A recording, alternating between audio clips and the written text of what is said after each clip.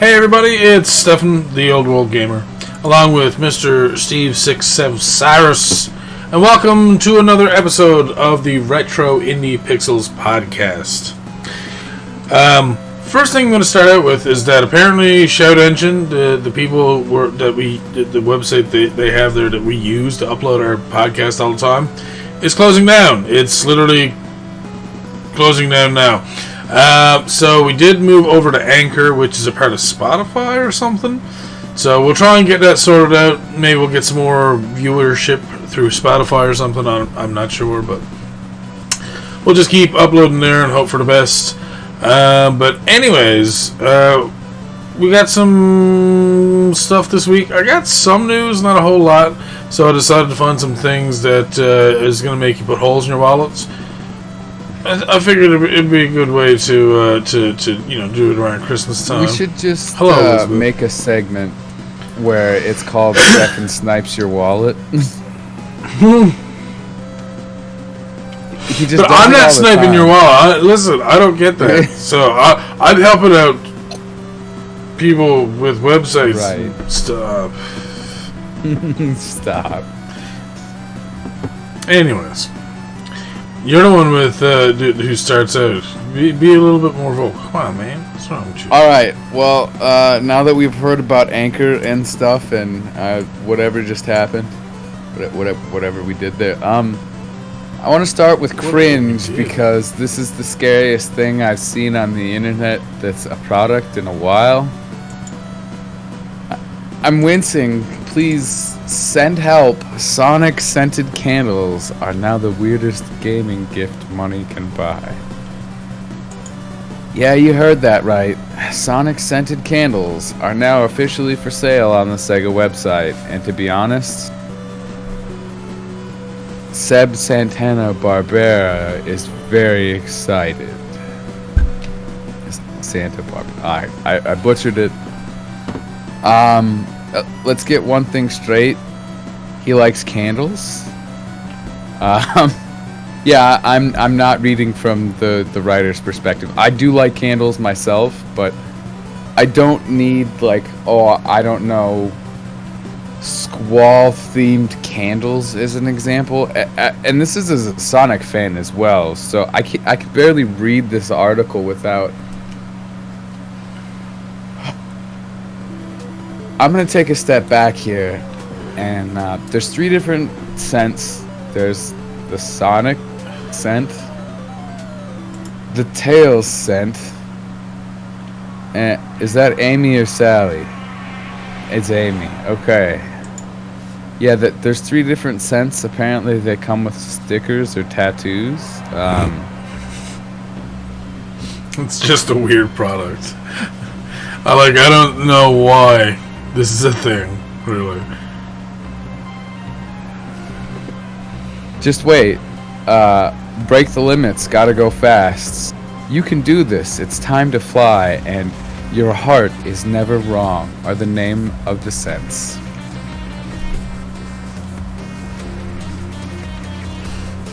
Oh, okay. Apparently, in normal speech, that means this candle smells of lemongrass, citrus, freshly mown grass, sage, moss, and crisp green leaves. What the? What? Soy wax is what these candles are made out of, if you're curious.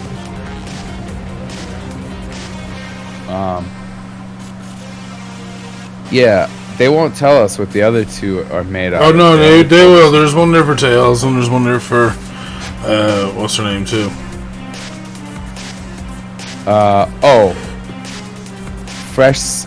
Fresh ocean air, citrus, pink sea salt, and musk. Which could well be Miles Prower's natural...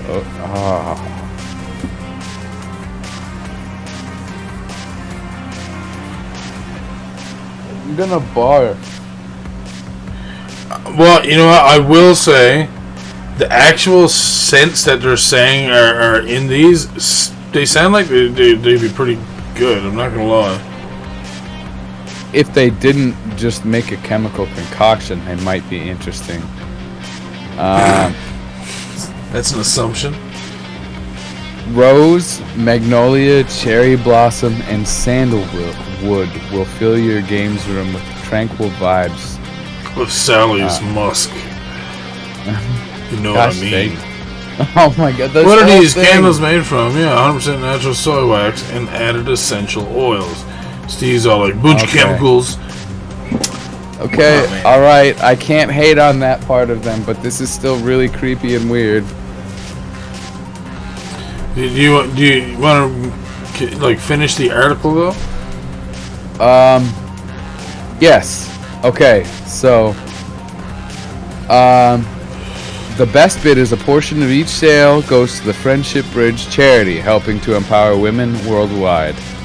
Yes. Grab your Sonic scented candles today via the links below for 25 euros or $32 in the US. So if you're a collector and you believe in that type of charity, this would be a great product to buy. There you go. Just a heads up though, Amy Rose's candle is currently only available from the UK Sega store. Just keep that in mind. I would probably, if I was seriously gonna collect these, I would probably get 2 of each, burn one, and then like keep one forever. Yeah, it just, well... Even though I'm still not a super big fan of the concept, I would still at least like, well, what is this? And then be like, save one. I just like, these better be big candles, because $32? I'm looking at that, and Stefan, I think that candle is probably, I don't know, a 12-hour candle at most. It looks like it's a candle that could fit easily in your hand. Like, if you can see me on stream, what you're doing right there, yeah, I think it's about that big, 12-hour and maybe candle. about this tall. Like, seriously, about that tall. I don't think it's even that tall. $32 for a candle? Again, like, I know it's for a good charity, but I mean, Jesus, man. I'd sooner just give I'd sooner just get $20 to the charity. Size choices, yeah. I don't know about that. That's kind of weird. But you get stickers or tattoo. The whole thing is something. I'm not trying to belittle it. It's just that it seems very expensive. Not only that, like it wouldn't be everybody's thing. Well, Steve, think about it. What you just said about wanting to keep one each, so as a collector thing, and then wanting to have one each to burn. You're looking at $100 for just the collectors, and then $100 for the burnables. Yeah, that's $200 of candles for 6 candles. That's no. It's a little much. Yeah. You want to hear about some retro in the future, though? I can hook you up with some retro in the future. Ooh. PS1 and PS2 games could be coming to PS5 in 2022. 2022 is already shaping up to be an incredible year, and now the news that PS1 and PS2 games could be coming to the PS5 makes it even more exciting. Sony has always been a big player in the online subscription and cloud gaming world. Heck, PS now has access to tons of amazing games and is honestly still the best of PS3 emulators? What? Still the best of the best PS3 emulators going. I get it. Their in-house PS3 emulator can't be beat. I think I understand that. That's pretty funny though that they use an emulator though for like technology that's not that old really. And not that hard to make. Oh well, but with Nintendo's online subscription offering classic games from yesteryear now taking the world by storm, it only makes sense for Sony to step up to the plate and give the people what they want. Yes, the best PS1 games and all the best PS2 games could be receiving the special PS5 treatment sooner than you first thought, complete with online functionality to boot. What? So, Sony are throwing themselves in the ring with the Xbox Game Pass and Nintendo Switch Online, and in true Sony form, they've given their subscription service a name that will smash others into the dirt. They called it Spartacus. Ooh, how freaking Spartacus. cool is that?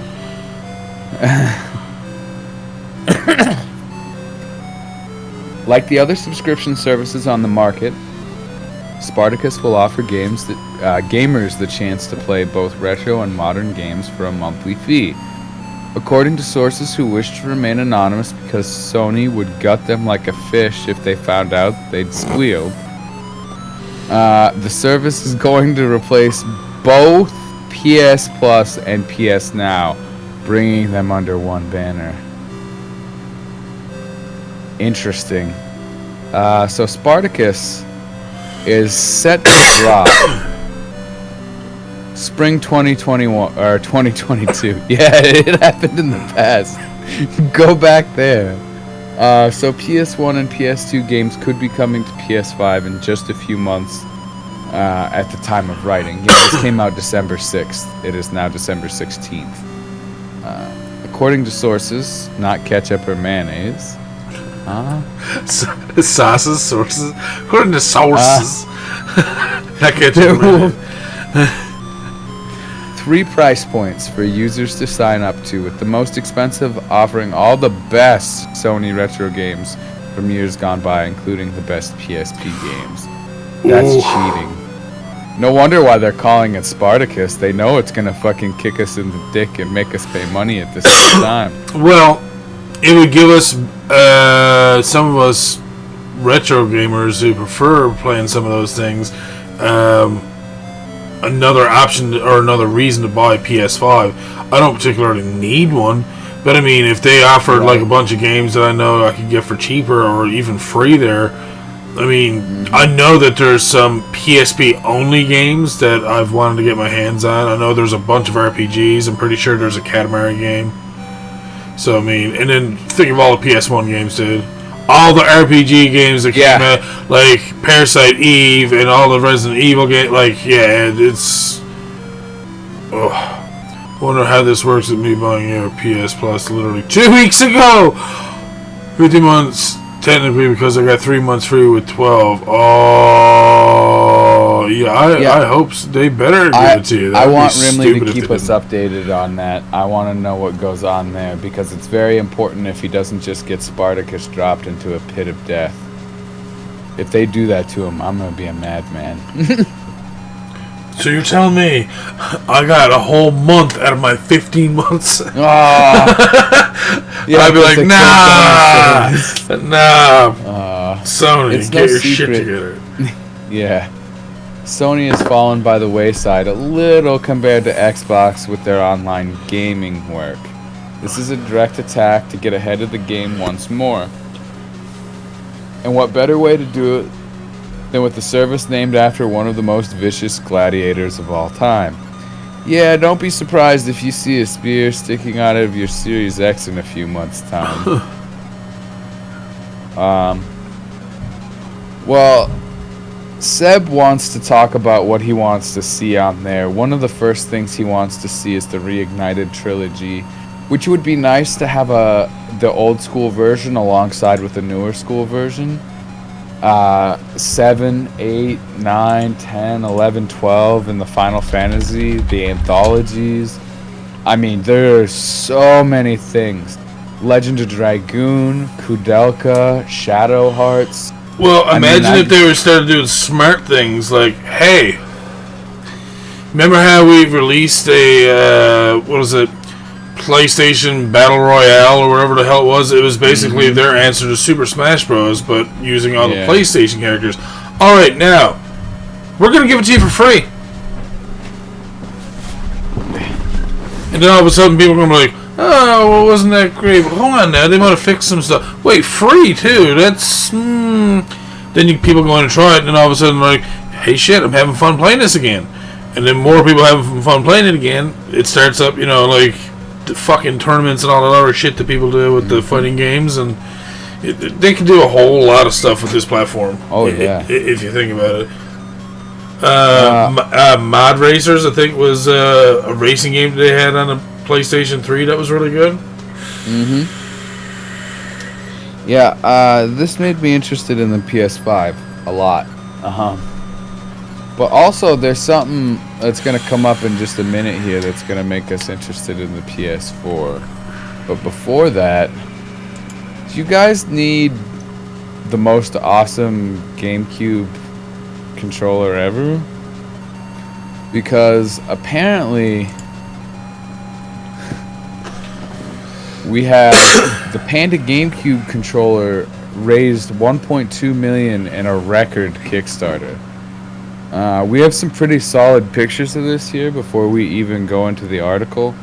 I know I have a really good Power A over here, but I mean, if people wanted something a lot like their old Wavebirds, but super modern, it'd be this. And so I'm gonna go into this. This is also from December 6th. You read that, or you heard that right. The Panda GameCube controller has amassed a total of 1.2 million over 5 days. Mm-hmm. Its initial goal was 100,000. It still has 25 days to go. Now, before we go on, I don't know if this person realizes, but it's also known that in some Kickstarters, companies are already behind these things, and that's what amasses a lot of this money very fast, is that a company just says, oh, hey, let's go and donate this money, and then all of a sudden it's like, oh, look at all the money we made in this time. It's like, yeah, but is it actual people buying it, or is it a company taking a huge chunk of that money and putting it towards it? Because basically it'll make people join the bandwagon. They'll be just like, oh shit, there's like, $1 million put in this already. I want one too. All of a sudden, $200,000 was raised because someone donated $1 million of their own money. Yeah, that they'll probably get back in their own pocket. Now, I'm not saying that that's what happened here. I'm just saying that sometimes it does happen. So you have to, be careful. There could be other options as well that people may enjoy. But let's talk about the specifics of this controller first. I'd like to hear more myself. We need the details on this before we worry about too much what's going on in the background. So Seb wrote an article recently on the best wireless GameCube controllers. Something about why this style of remote was one of Nintendo's greatest creations. A lot of people really like this to play Smash Brothers on for some reason. So where are the specs here? It's got an expansion pack bay. The Panda stick box looks like they're custom sticks that are made in-house by that company.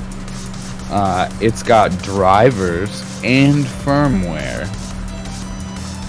But the thing that I really like about this, that I thought was interesting when I looked at this article, it's got USB-C, but you can also use this with a GameCube. Oh, wait, USB means that we can also just plug this into a computer potentially and use it as a controller. Which is not terrible, it's good. Especially if you're playing GameCube on an emulator, it would be nice. This opens a lot of doors for a lot of people just to have a really nice GameCube controller that's kind of universal. But Rimley, let me just say one thing. Don't make any choices until the end of the podcast. That's all I'll say. I will also say that I have a Power A right here. This thing is nice for PC stuffs. Emulation, of course, is what we're referring to. But the other thing I wanted to find out was how much this costs. It's a $90 controller. $90, ooh. Yeah, it's a little pricey, but I mean, you're getting a controller from somewhere that's making a bunch of these, and if they're charging you that much and the thing has drivers and firmware. Yeah, Rimley just made me wear it at 90 USD, and I'm just like, whoa, God. Oh, yeah. 600 Canadian. I know. So I'm sorry for my Canadian brother, and well, okay. So maybe for someone, this next article will be much better. Okay. I didn't really mean to brush over this one so much, but when I saw that price point, I was like, okay, we're gonna move on from this very price. No wonder it got a $1.2 million because the damn thing's so expensive. Ugh. Uh-oh, I lost this page. There it is. So, there's a new PS4 homebrew exploit. It points to similar PS5 hacks to come. So, I did a little pre-reading on this article. This WebKit bug allows kernel-level code execution through PS4 firmware 9.00. They've only done up to 9.03. They've almost completely taken over the PS4 firmware. And this is a very exciting kind of stage to be at. Yeah. Hackers have released details of a new exploit that allows homebrew and custom firmware to be installed on PS4 consoles. Oh god. Relatively recent firmware. What's more, the specifics of the exploit suggest similar homebrew capabilities may soon be available on some versions of the PS5. The new exploit builds on a known error in the way that PS4's WebKit implementation utilizes font faces.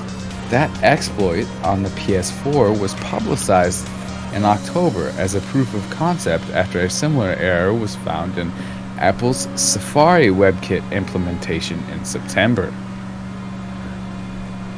On the PS4, the full exploit can now be triggered by visiting a website with specially formatted JavaScript via the PS4 web browser, allowing the system to run kernel-level code that bypasses the console's usual security protections. Jesus. From there, the exploit can read files from an inserted USB stick and install homebrew software, including existing custom PS4 firmware. Fighter never made homebrew like that.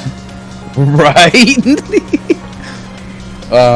This is deadly. Spectre, a well-known member of the console hacking scene, released a video of the exploit working on Sunday. By Monday, the files required for the exploit had been posted on GitHub alongside detailed instructions. Jesus. This was 12/14. This was 2 days ago, guys. This is 2 days ago. Oh, not the first, not the last. This isn't the first homebrew code has been executable on the PS4. A previous console exploit released publicly in March worked on consoles running firmware up to 7.5.5, which was released by Sony roughly 7 months prior in August 2020. This week's exploit release, by contrast, works up to firmware version 9.0, which was released less than 3 months ago in late September. Users with a fully updated PS4 won't be able to make use of the exploit, which was already patched out, and PS4 firmware version 9.03, released December 1. In fact, the hackers suggest on GitHub that examining the differences between these two most recent firmware versions help them to figure out how to get the full exploit working.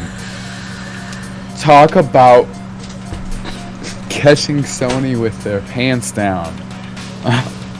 The young age of that latest firmware patch though means fresh from retail PS4 consoles purchased today may still have the older version 9.00 firmware that could be important for homebrew fans because Really? I'm definitely trying to downgrade a PS4 to an earlier firmware version to make use of a patched exploit. Fucking deadly! Oh man, Rimley, get into her.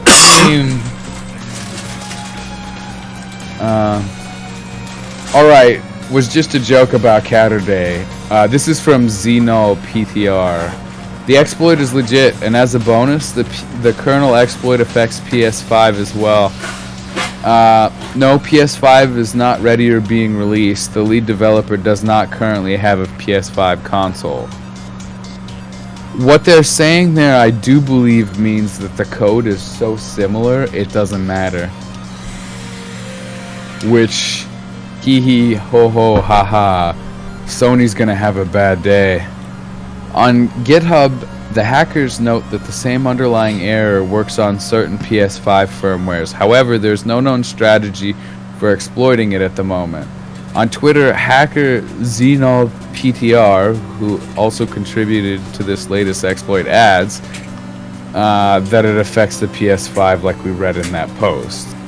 The exploit release follows last week's awarding of 2 bug bounties on PlayStation's HackerOne account, including a massive $10,000 bounty paid to Andy the Flow Zero Nguyen, who was recently involved in uncovering the decryption keys for the PS5. While the specifics of that bounty have not been disclosed, the size of the payout suggests that the disclosure of a big security hole that could affect recent PlayStation consoles. How do you ship something like that? Oh man, did you guys just not expect people were gonna do this to you? I mean, you knew it was... You had time to prepare even, and all you did was release a new half-assed patch that basically gave them the back door to the PS4 version. Back door. Right? Can you believe that? PS4s being home-brewed to have a custom operating system. I was telling Sam that this is basically... You're getting to control your optimized computer. You know what I mean? Like, this is exciting for me. We have a PS4 that is not firmware 9.03, and I want to try this. What do you think, Stefan? I think I am BJ. What? No, I don't know. It seems interesting. I mean, my question is, so once you use the exploit, what are you gonna do? You can put stuff on there that you can put on other consoles. Already? I'm just asking. Like, I don't know. Like, say if you already had the same feature on your PS3 and you have a PS4, like, is it really worth doing it? Because couldn't you just pull out your PS3 and do the same thing and not like, okay, right. I'm just gonna play regular games on my PS3 then, like PlayStation 2 and 1.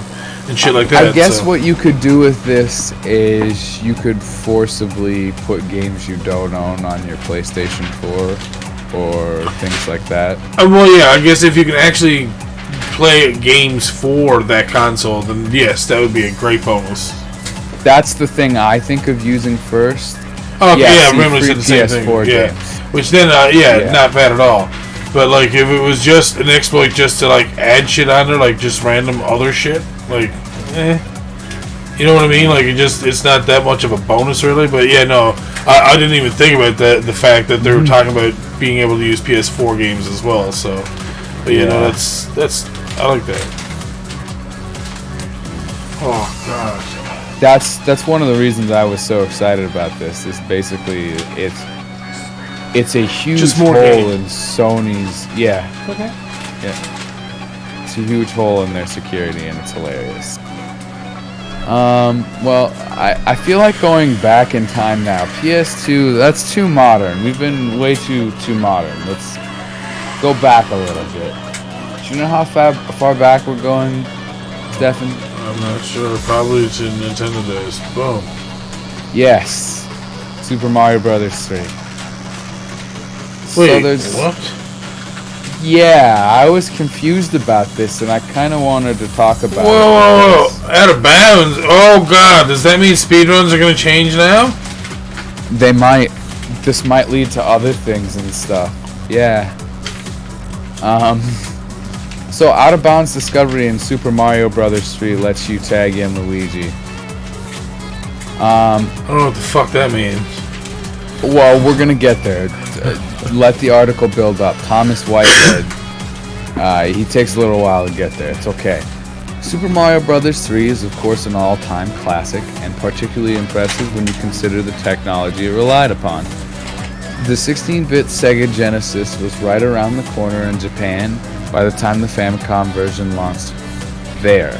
For example, yet Nintendo delivered what was a huge step up for its flagship series. The overworld map added to its perceived scale, but the nature of memory management back in the day meant that Nintendo will have been using all sorts of coding tricks to squeeze all of the game's overworld locations, stages, and mini-games onto a humble cartridge. Now, with eager enthusiasts and ROMs at our disposal, these workarounds in coding are often deconstructed. A recent example is from Boundary Break, apparently a Twitter account at Boundary Break, which shows that if you break the path boundaries in World 1, you can trigger the optional Mario Brothers stage. If you win the stage, your character switches to Luigi. Just made a new Out of Bounds Discovery in Super Mario Bros. 3. In the complete upper left-hand corner of the map, the Mario Bros. Stage is stored. Can be played in the single player, and winning will swap to Luigi for player 2. I don't understand the way this is tweeted. Hold on, just made a new Out of Bounds Discovery in Super Mario Bros. 3. The complete upper left-hand corner of the map, the Mario Bros. Stage. The Mario Bros. Stage is stored. Can be played in single player, and winning will swap to Luigi for player 2. Oh, he was probably getting low on character. No, I think he should have more. Anyways, I think what he's saying is that if you go into the start, then you can go and I might have known about this. And then you'll change to Luigi. Yeah, that's something I might have known as a kid too and just forgotten about. It didn't seem important. He's calling that some kind of exploit, but I think they left that in for fun if you wanted to play as Luigi. That would be my guess anyway. But I mean, they're saying like this, like I was just sorry to read on in your article, but like it's saying that like many put on Twitter the minigame isn't new, but its location, our map location certainly is something different. Seems to be another example how boundaries and coding games like this can wrap around and lead to surprising skips and changes in progression. Yeah. And I'm like, no, you just wasted more time by changing to Luigi. Like, who gives a shit? Like, I mean, you can do meme fucking runs of like, any percent OOB Luigi. You know, that'll be the fucking bullshit that people be doing now. Like, oh, how quickly can you win the game so you can be Luigi and then do the any percent? It's like, man, who cares? I don't really care about that. I'd rather see the people just doing regular any percent at that point. Yeah. Well, I mean, people are talking about Super Mario Bros. 3 again for a while. That was what made me happy. This is one of the games of my childhood, and we don't hear it talked about much. So, regardless if this is a big deal or not, maybe something will come out of that in the speedrun community. Who knows? Definitely learning where stuff is stored in the game is probably going to be a big deal. Yeah, I mean, it could unlock other possible glitches or, you know, stuff that you could be utilized to actually make an 80% run faster, depending on how it can be used. I'm not sure. Well, and that's the thing. You need those eager enthusiasts to get on the ROMs, and they'll tell us in time. That's me and I wrote an article playing Valorant.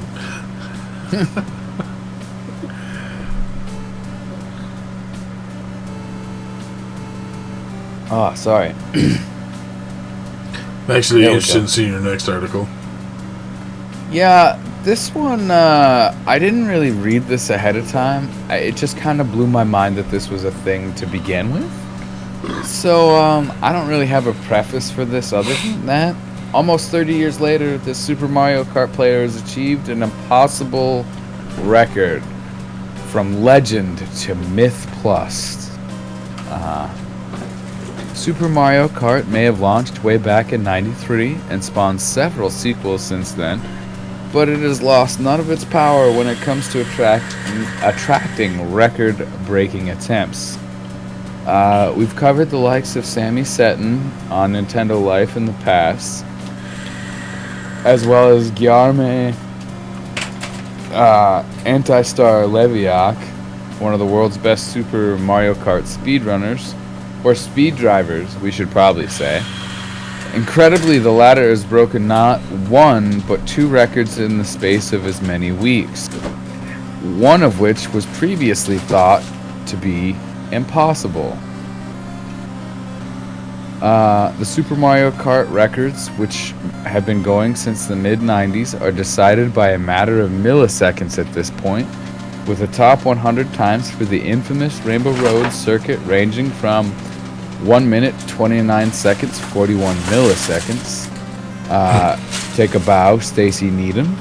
To Leviak's current record, 1 minute, 26 seconds, 36 milliseconds. It was made official 3 days ago, on the 13th of December, 2021. Incredibly, on December 6th, sorry, hold on a second here.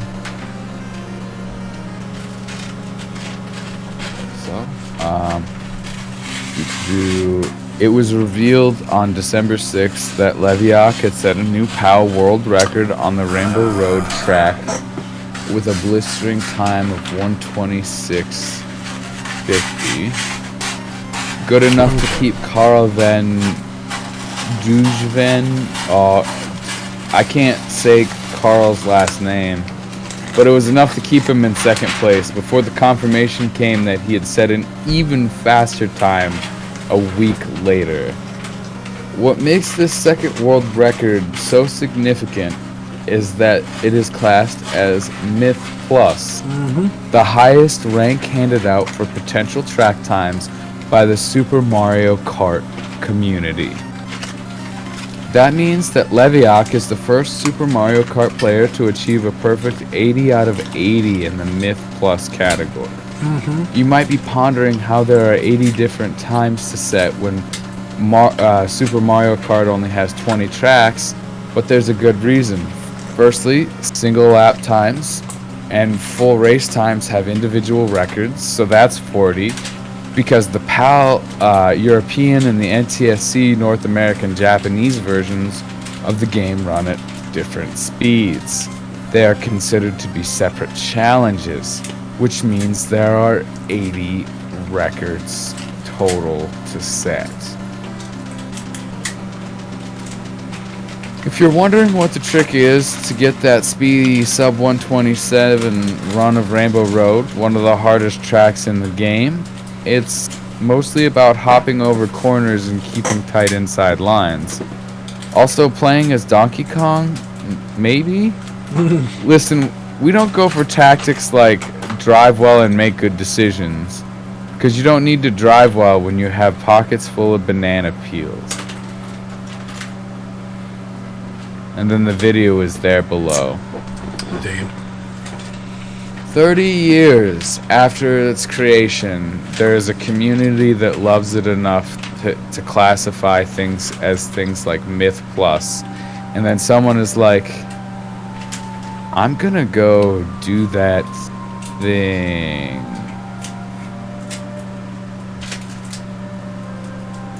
This is crazy. Yeah, that is quite the record. fast. I wonder if it'll get beaten. I would think that a perfect 80-80 would mean that basically this person should have it wrapped at that point, I would think, wouldn't you? Yeah, no one can drive faster or better than them. It would take them lifetimes, I guess. You can match them, that's pretty much it, I would think. I think so, yeah. That's kind of crazy. You know, people are going to be trying to shave off so they can get 126.35. Yeah. Well, then we're going to have Myth Plus Plus, where you set records that people think are impossible after this one. Which I don't even know that Leviac's going to be able to do more of that. Like, is that the end? Or is this the beginning? You know what I mean? Yeah, exactly. It doesn't sound like an end, but it also doesn't sound like a beginning either. I don't really know. Where are they going for next? Are they going going to go for Mario Kart 64? Diddy Kong Racing! Oh god, maybe.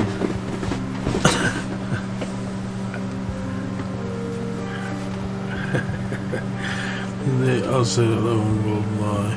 It's perfect. It would never be beaten than it was. See, it all depends on exploits people can find. Racing games are a little bit harder because there's not as many exploits. Like, until I started watching the Mario Kart speedruns, I didn't even realize that there was like this hopping thing that you can use to go like. Basically, you can finish like one track in like 4 seconds. Or something like that. It's crazy at how fast you can finish it, and it's just like abusing the way the stages are laid out, kind of thing. Like one is where you just jump up against the wall. I've seen a couple of those, like on Mario Kart 64, where you literally go over half the track, take a jump, and then you go back towards the start-finish line, but you're going the wrong way, and the game can't tell. Anyway, I hope to see more records being broken in racing games. That's gonna be something fun to see as time goes on. Because people are only gonna get better at it.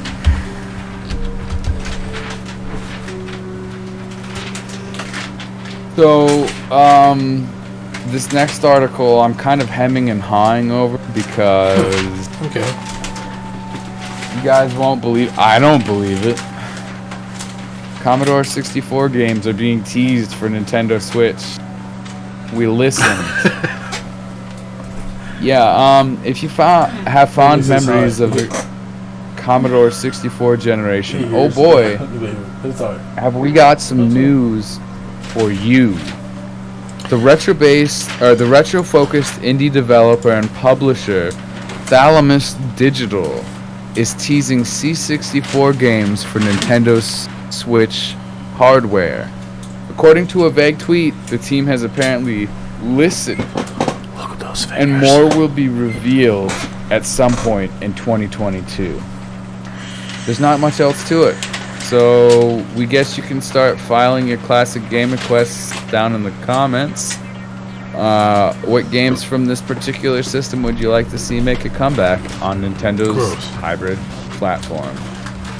So here's the actual tweet. So from @Thalamus Digital, you asked for C64 games on the Nintendo Switch. We listened. Stay tuned. Hashtag 2022. Hashtag clue please, apparently. No chance was the other hashtag after that. They're being kind of mean there. Ooh, spicy. So there's really not too much to talk about here, other than the fact that I've never played a C64 game, and my first experiences may be on the Switch. I think you'll be pleasantly surprised. I'm hoping so. You especially. Oh, I can't wait till 2022. This is like the Christmas present of next year. Speaking of Christmas presents of never, NES Classic Battletoads is getting a physical re-release, but only in Japan.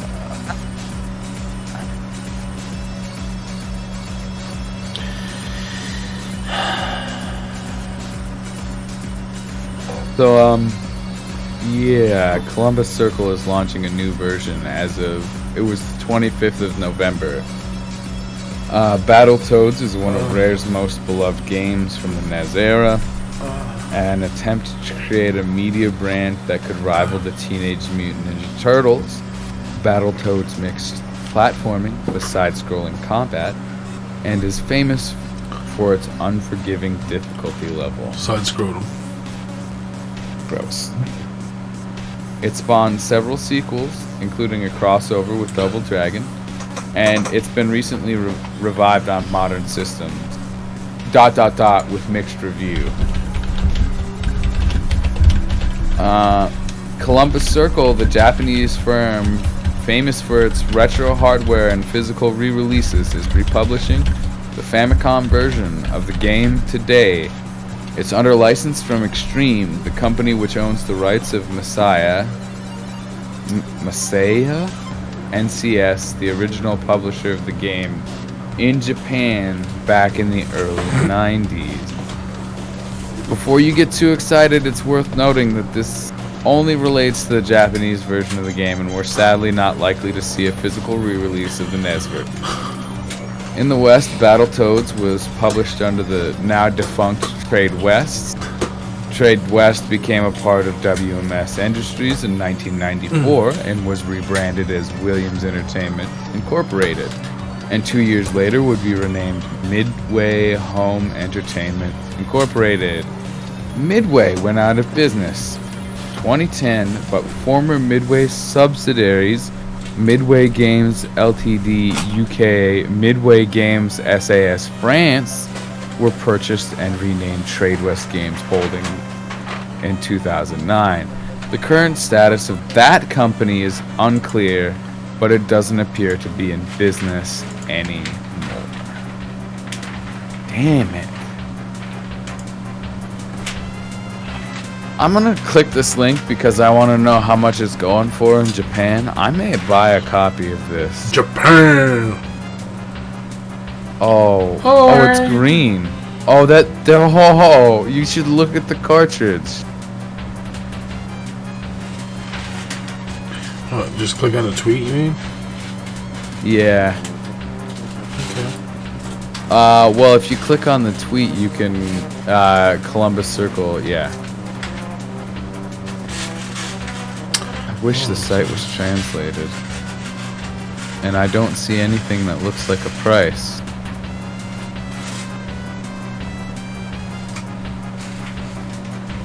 Oh, you gotta go to Amazon, dude.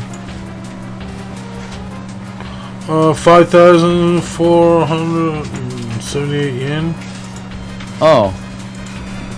I'm pretty sure that's decently affordable.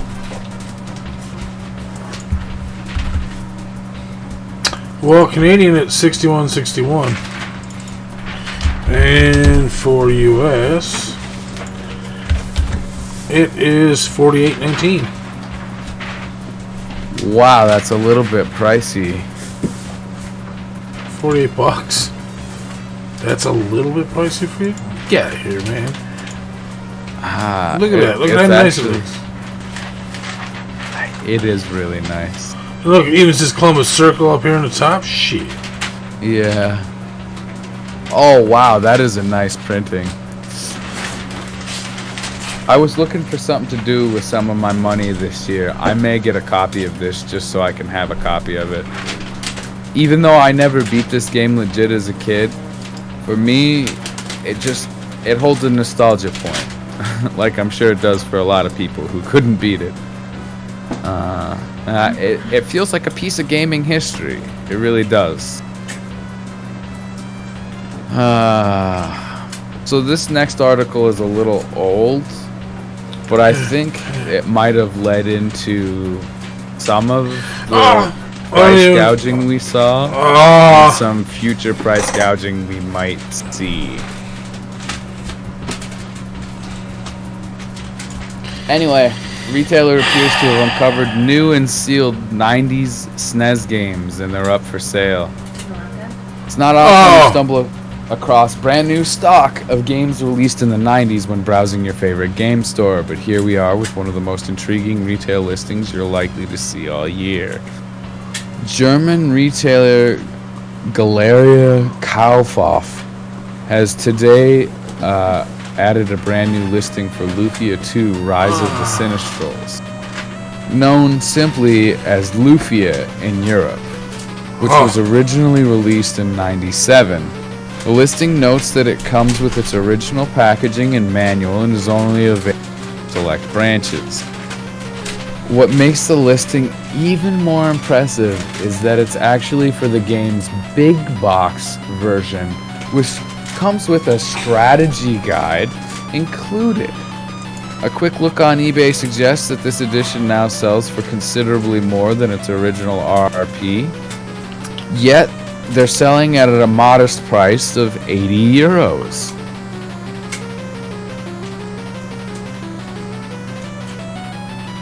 Unfortunately, this may be gone. This is, like I said, back from September 15th.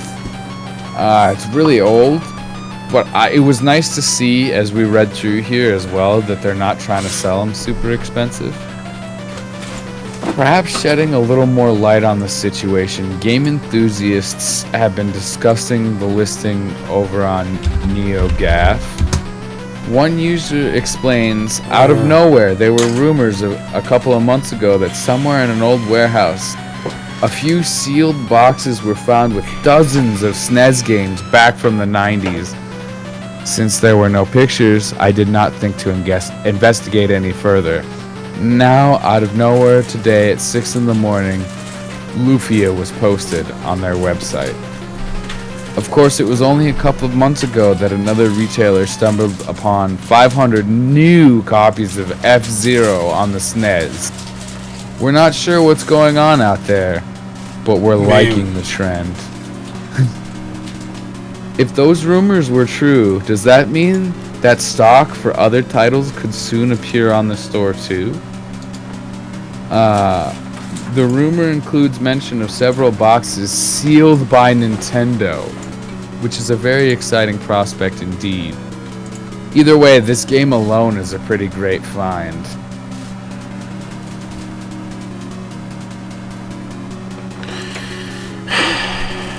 I know. I'm saddened by this. When is my day coming? When is my day coming? When am I... That's what's gonna happen. We're gonna get a house, like somebody else's house, and we're gonna go, oh, there's a couple of sheds, that's cool. Then we're gonna go and gut the sheds, and we're gonna go, oh, what's in these boxes? That's when I'm gonna finally find my retro treasure. That's what I'm gonna guess. That's what's gonna happen for me. That's when I'm gonna have that one time happen. I'll just be like, oh my god, and then I'll shed some tears, and then I'll masturbate in the corner. It's gonna be weird and fun at the same time. I can't wait. Can we censor that out, please? No, never. I dare you. Alright, fine. This torture is just for you. I dare you try to change me who I am, sir. I'm not trying to do anything but torture you with this weird thing I found. What the fuck? So, I found a random thing. This was from the 21st of September from Thomas Whitehead over on Nintendo Life Retro. He found that this tiny Game Boy is probably the world's smallest game console. The Thummy is about as niche as it gets. New mods and takes on classic hardware are a fun part of the gaming scene. Oops. Dang. Don't do that to me. As those with nostalgia for the good old days mess around with old systems. I'm sorry, I read what Game Hunter said in chat there and it threw me off. As those with nostalgia for the good old days mess around with old systems to make them better, or sometimes just sillier. A little while ago, we shared the creation of a wide Game Boy Advance. Wait, what? Hold up, I have to look at this. What? Don't look at the wide Game Boy Advance, don't do it. That is a waste. Why? It's literally no screen, bunch of freaking plastic. I love that I hate it so much. This is great. Oh my gosh. That came from the channel, the YouTube channel / website, The Retro Future. They also put out the Thummy, which is this tiny Game Boy. In the video below, the channel looks at what they call the Game Boy Atom in the video title. Its actual name is Thummy, and we'll get the specifics after the video. I just wanna... Oh my god, don't watch the video. What the fuck? Oh my gosh, I can't take this thing seriously, it's too small. Alright, so Thummy is the work of Tiny Circuits, which has a whole range of products that makes things as small as possible. It's not exactly a miniaturized Game Boy clone, but rather utilizes Raspberry Pi and has 5 basic games preloaded. One looks like Snake, another is basically Tetris. That Pi board and connectivity does mean that it'll be open to modding and playing around for those that have the expertise, with Tiny Circuits saying people will be able to make their own games that run on the unit. So while it looks like a basic keychain souvenir, it is actually a functional device, though you'll likely need tiny hands or longish fingernails to even think about using that D-pad and buttons. It's extremely niche, and it'll be popping up on Kickstarter it was already on Kickstarter. I wonder if they made it or not. What? A press release said it would be $19 with 50 early bird editions at half price. $10.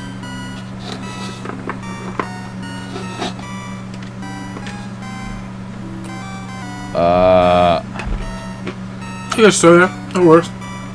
Oh, they're already on to production. This thing went through. Don't you just love that picture of it next to the laptop where the USB cable is bigger than Thummy? This is ridiculous. I can't take this seriously. Is this real life? Did you guys make this for fun? Because I don't see this as viable. It would be fun to make your own games to play on it as a test platform. But other than that, even then, it's too small. You know what I mean? Like, almost. I don't know. The price point is great, but what are you paying for? Like microelectronics? Of course, it's cheap. But the question just grow your thumbnails out really long, and then like chisel out like little pointers at them, so you can like use the buttons and the directional pad, adjust your thumbnail points. So, would you get it? Speedrun. No. I didn't think. No, because I can probably think of other things I'd rather buy. Yeah, $19 is really cheap, and it's not expensive. But the problem is, it's just so small. What am I supposed to do? Play with one hand and then be pissed off that 2 fingers are too big? Like, I'm surprised the conversation started. You might as well just buy a keychain thing that has a Game Boy that doesn't work at all. right. It'll have the same effect. And then you don't got to worry about breaking your not expensive but really expensive compared to normal keychains. I'm not hating on this. I want to make sure it's understood. To each their own, man. I love the shrinking of the technology, but it's too small for I don't really want to strain my eyes and fingers trying to play that fucking thing. Right. Well, if it's anything like this goddamn thing, yeah. Well, it's getting, the buttons. Let's see, are the buttons out? Yes, look. If you look right up closer, see that little, there we go. See that? The buttons pop out. Now, they still stay there, but you have to wiggle them back in, and then they get stuck in shit while you're playing, so it's like, they should have made them as hard buttons like the Nintendo, and it would have been much more cooler and a usable thing, and I probably would have used it all the time. A few times I used it, I couldn't play it because the buttons would keep sticking on me, so I was like, no, this is just going to make me pissed off. That's not what its intent was. Yep. But it still protects my phone. And that's all you need it for. So, I just have a couple games left from TigSource here. I went a little faster than I thought I might have. Not that that was a bad thing. Damn it, Stefan. I'll get you a new Pit Beast. I think that made him feel better. I'm not sure. So, Tales from the Outer Zone. If you've been needing a point-and-click adventure series set in the retro-futuristic world of mind scammers, here you go. So this game got its chapter or episode 4 update on December 3rd, 2021. I have no idea how old this game is, but all chapters are free on itch.io. Each episode has its own story, yet all the stories are connected. Each episode has a new genre and theme. Each episode is made in a few weeks during a game jam. So episode 4 is a gunslinging tale of settlers in Zagonka. Okay. The construction was made in a couple of weeks for Adventure X Jam 2021. The theme was Contact, and we chose the genre Wild West. Okay. Episode 3, Fleshworms. Whoa. A catastrophic tale of hubris and oversized leeches. Short, sharp, punchy story. The ending is hugely satisfying. That's from PC Gamer. Fleshworms was made in 2 weeks for Adventure Jam 2019. There was no jam theme, but we chose the genre sci fantasy. Episode 2, The Goat Crone, an occult Yule tale of family, love, and dark rituals? Rich and dark, like a witch's broth from the PC Gamer. The Goat Crone was made in 3 weeks for MAGS December 2018. The jam theme was Christmas, and they chose horror as their genre. Jesus. Yeah, I kind of got that. Oh, okay. Well, so episode 1 is Cyborg Seppuku, a cyberpunk tale of marriage and self-destruction.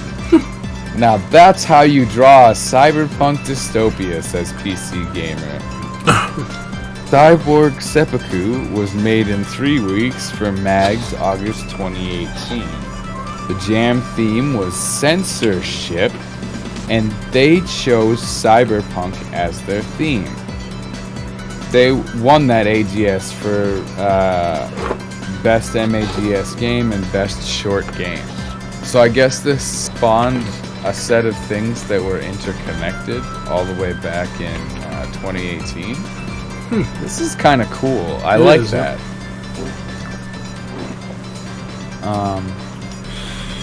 Normally you don't get games from game jams that are linked to anything else, let alone a series of games that come after the first one.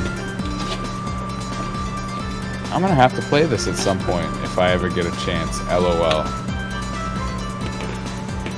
I thought people might like that one though, even though not everyone is interested in point-and-click adventures.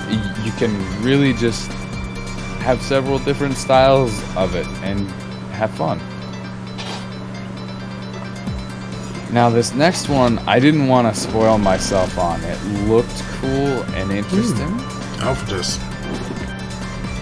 Yeah, the ways of Uron moved into alpha test. So they say, hello, TIG Source. This post is to notify that alpha testers are currently being sought for a new game they're developing. This was December 3rd of 2021, of course. The Ways of Uron is a top-down action-adventure RPG in a fantasy setting.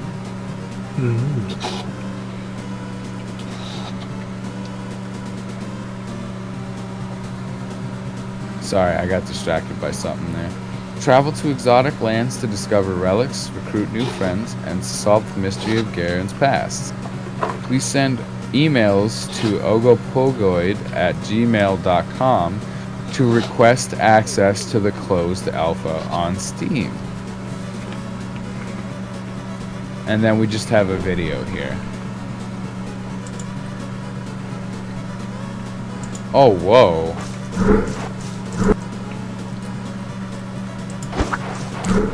I wasn't expecting this. Whoa.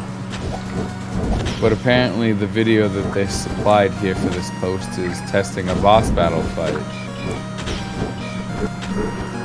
They weren't kidding about action adventure. It really looks pretty. And it's kind of nice because it's kind of got that Stardew feel, but instead of trying to farm up everything, you're exploring it.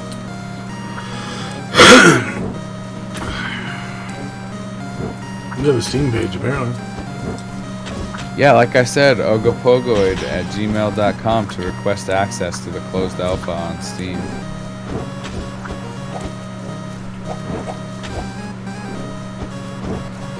I'd really like to see more of the game than just the boss interactions, but unfortunately they don't give us any more than that here. I suppose we can go over to the Steam page? Ah. It's all screenshots.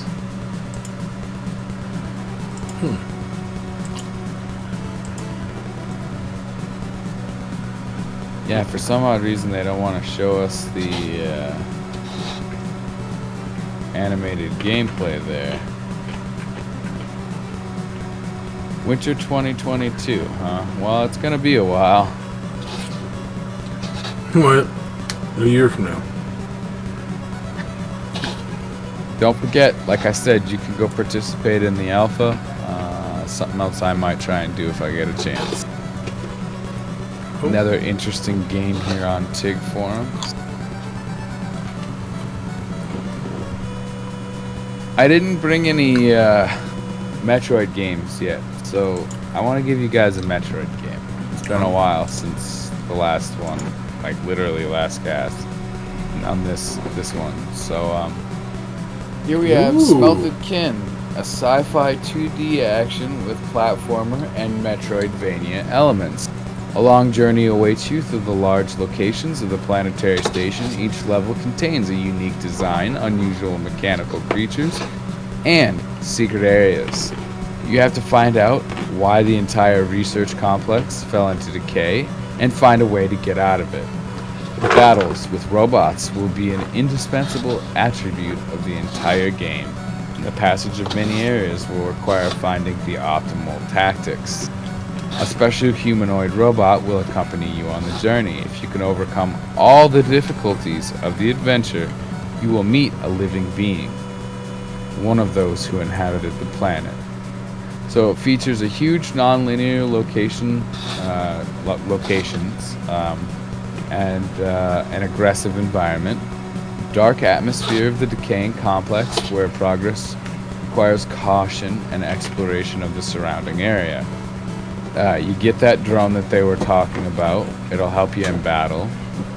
Transform one of the robots into a vehicle and make the final journey on it.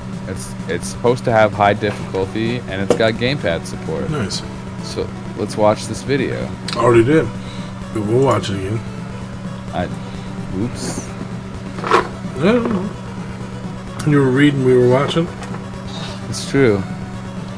I really like the art style from what I'm seeing. I like the usage of light and darkness. Yeah, what I was going to say, that was the one thing I wasn't such a big fan on, is how much you're in the dark. No, I don't mind a few stages being like that, but like all of them is like kind of excessive. Yeah, well, I mean, it's supposed to be a decayed complex, so you're lucky to have any light at all, I guess. I don't know. But see, that's the thing. You could right then and there. That could be one of your. That could be one of your goals in the game. Is you have to restore power to the lights. Or you get a way to subvert that and you have your own light. There's at least 2 ways to handle that there. There's probably I don't know more. if devs ever listen to us, but I always like to try and offer an alternative. You never know what they might like balance-wise or whatever. Give them all kinds of ideas. Maybe they'll bring their games to us. We don't have to go find... Oh, sorry. Excuse me. So this thing... they released this in 2020, apparently, but this year it got more checkpoints. They made the animations smoother. They adjusted the jump height. Some enemies are now significantly slower. Satellite drone shoots faster and can use special attacks under certain conditions. Added the ability to remap controls. Ooh. Game size reduced. Many optimizations, fixes, and visual improvements. The big reason I wanted to, share this game is because, like I said, this game came out almost a year ago, and here they are trying to add major updates. And it sounds like they don't want a lot for this game either. Yeah, Game Hunter was saying like $5. I think he was talking about the last one because you can only get the demo right now. Oh, my bad. Oh, wow. The gameplay video that they show on Steam's a lot better than the one that you had. It's very bright on that world, and you're getting to ride in a tank with a repeating laser gun.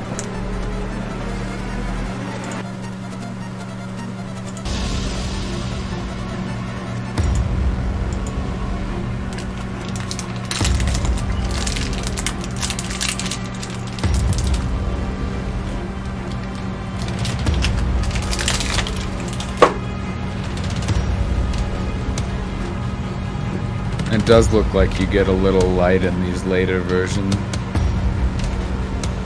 He was talking about this game. Oh. Weird. Yeah, $5.69 for us. Not bad.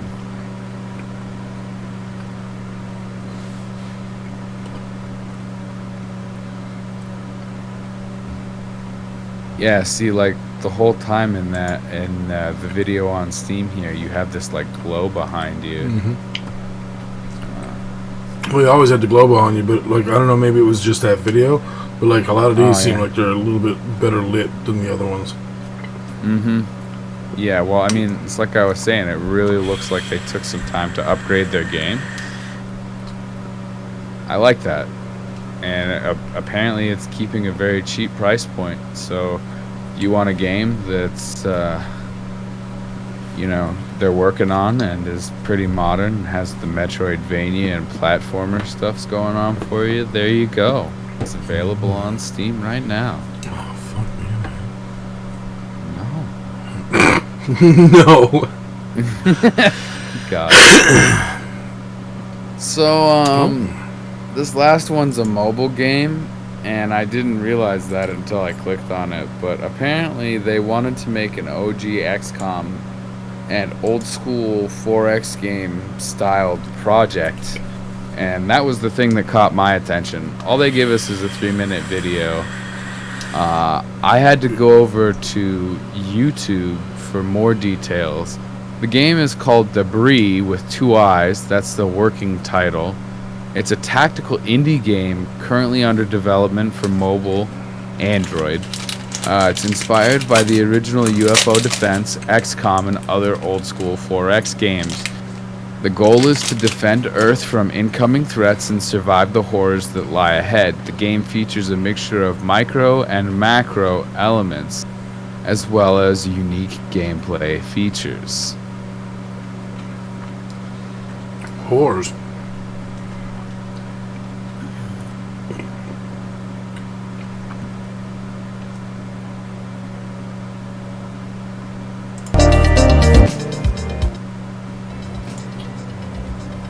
definitely has that 90s like video game on the PC vibe. I don't really understand what's going on there, and I'm assuming that's because we haven't been tutorialized. It looks like he's like trying to upgrade stuff in a certain area of Earth, and it's keeping track of population and what year it is and stuff. There's a lot of detail in there.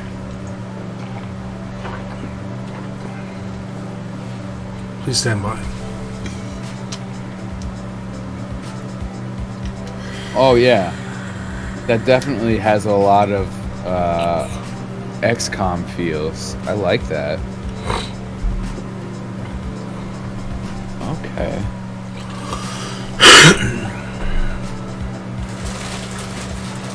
This looks like something I would play. I don't think this is everyone's bag of tea though, especially considering it's on mobile, and that's the thing that kind of made me sad.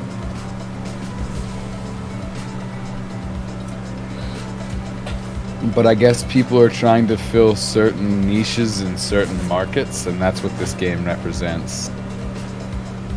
Oh, I got Jeremy to buy Smelted Kin.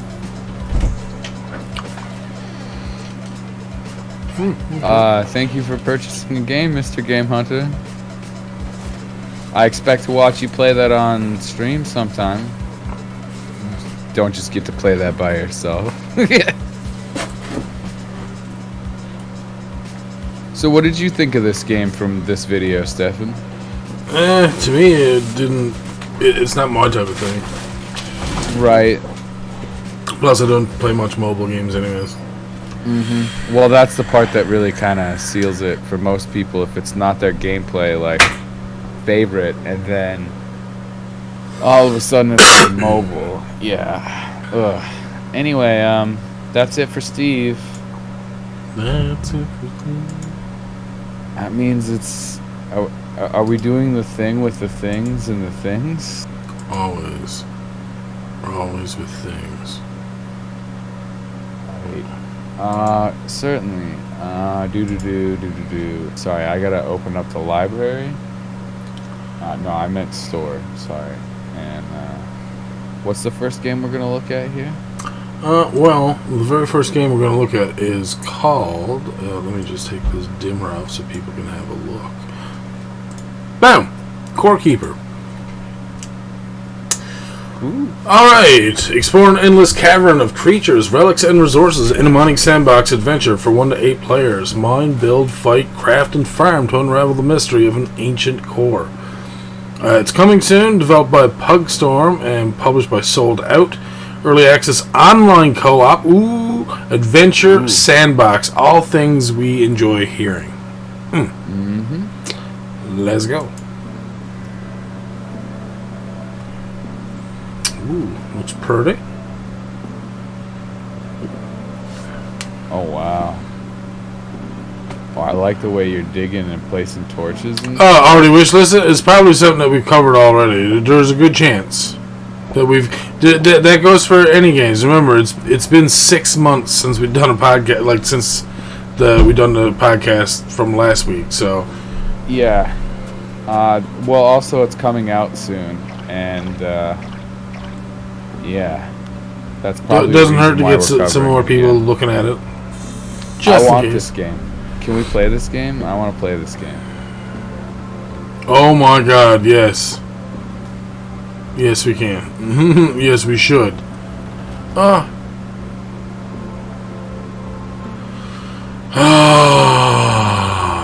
It reminds me kind of of Magicite. Yes. Right? But more in depth. Yeah. Yeah. Okay, that's a 18-minute video, pretty basic one. Alright, we're gonna keep going. Next, also already on our wish list, is Loot River. Explore procedurally generated labyrinths in a dungeon-crawling action roguelike that combines tense real-time combat and spatial block-shifting slide blocks of ancient ruins. Spatial block-shifting slide blocks of ancient ruins fight bestial abominations, loot, explore, level up, strategize, cast powerful spells, die, and wake up anew. By Straka Studio, published by Straka Studio and Superhot Presents. Ooh. So we're gonna watch the video anyways. Like I said, some of these we've probably already seen before, but...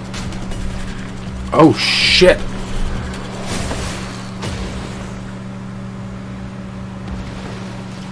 I was waiting for Game Hunter. Whoa.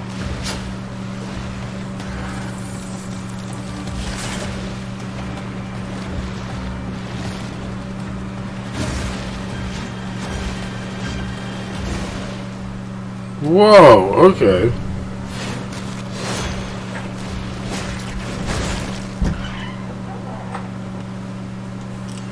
Okay, that's bad. Ooh. Oh, I remember this now. Yeah.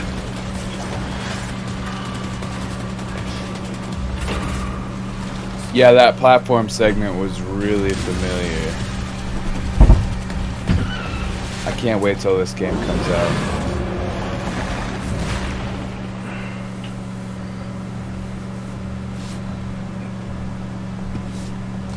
Yeah.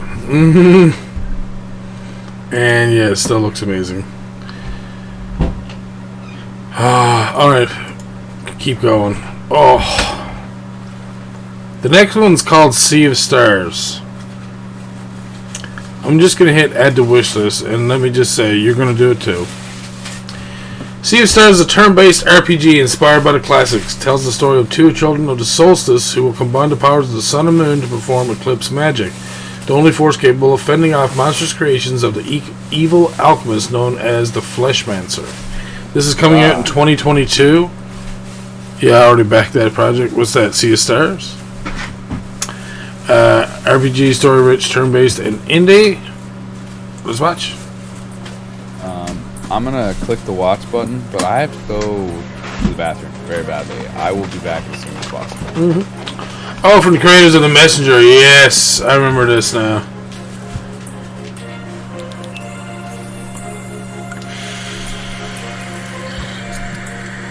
Yeah, this looks amazing. Oh, and that fishing. Done. Oh! Yeah. The environments in this are very... They draw me in quite a bit. This is my type of game. It reminds me a lot of Chrono Trigger as well, which, wow, that looks like a Lavo spawn if there ever was one. Wow.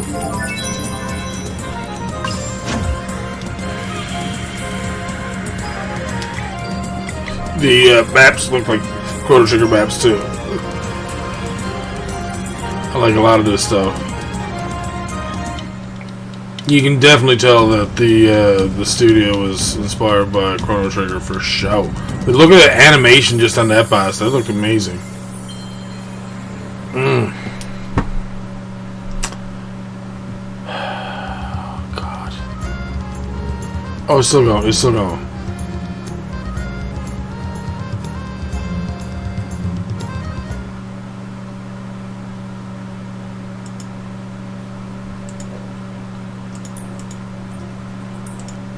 Yeah, so that's a game worth getting behind, I can guarantee you.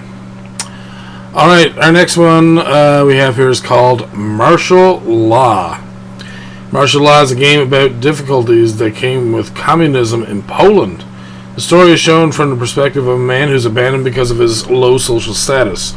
He tries his best to be there for his daughter despite the difficulties. This releases on the 23rd of December. That's my mom's birthday. Happy birthday, Mom. Developed and published by Fixer. It is pixel graphics, atmospheric, choices matter, 2D. We're going to watch the video, even without Steve.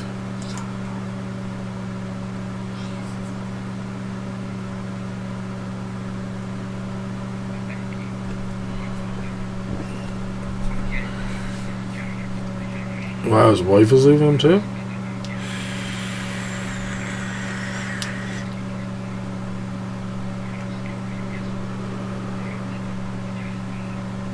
Old World Mother, what the...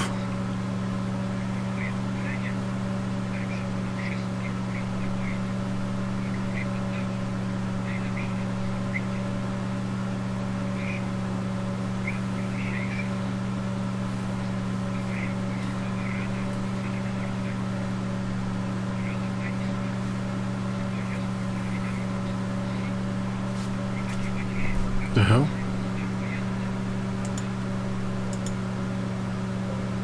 I want to see some actual gameplay. Let's try to watch the other one. Here we go. This is what I wanted to see. Oh shit. You get into a fight with like a dude on the street?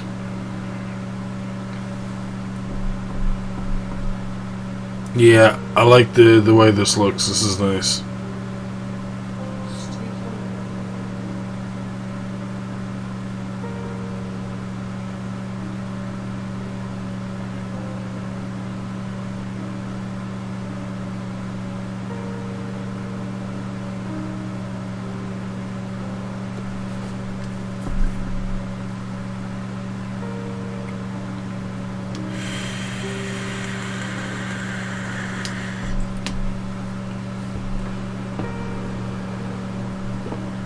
Yeah, that looks like something I could play.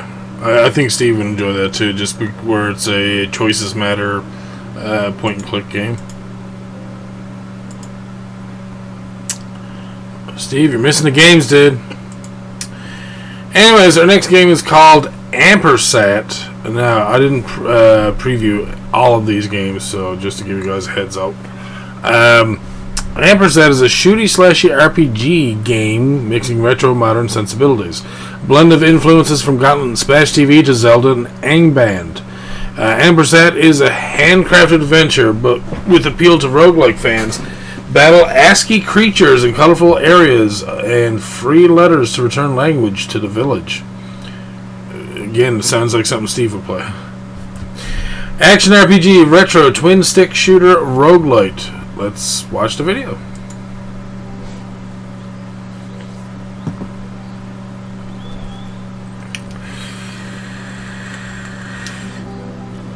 Whoa. It almost feels like... Are you automatically walking? Whoa, wait now. Okay. It seems like you move relatively slow. That's why I was kind of like, huh. It keeps getting... Oh. Then you're giving me all this stuff and actual, like... Oh, the way... Yeah, now I'd play this. I think I forgot the wishlist martial law. I'm going to have to go back and do that.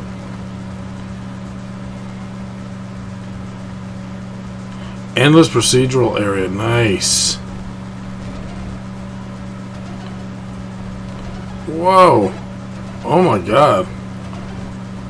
For ASCII, it looks pretty good.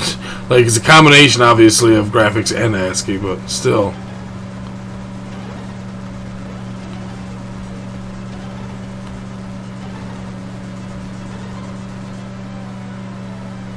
Alright. Oh, wow. It's actually coming to Switch, PlayStation, Xbox as well. I'm just gonna... Okay, there we go. Ooh, and there's a demo available. And this will be available 26th of January, so it's a little over a month away. You missed a fun-looking game, Mr. Six. And, well, martial law as well, but... Ampersat is one you'd probably want to see. It's a fun-looking game. Actually, you know what? What we'll do is we'll even watch it over with Steve again. Did you unmute yet? Are you muted? Oh my god. Yeah, I was muted because I didn't know if there were going to be loud noises while I was gone. I added Ampersat to my favorites list and I'm halfway through the video already. Okay, yeah. I figured you'd enjoy that one. But as for martial law, I couldn't find that one. Oh, okay. Oh, yeah, the next one we have is called Moonlaw. Moonlaw is a mini-micro Metroidvania about a heroic knight's adventure to destroy a horrible monster on the moon. Metroidvania, adventure, action, adventure, sci-fi. It'll be released on the 20th of December. It's developed and published by Scumhead. Okay.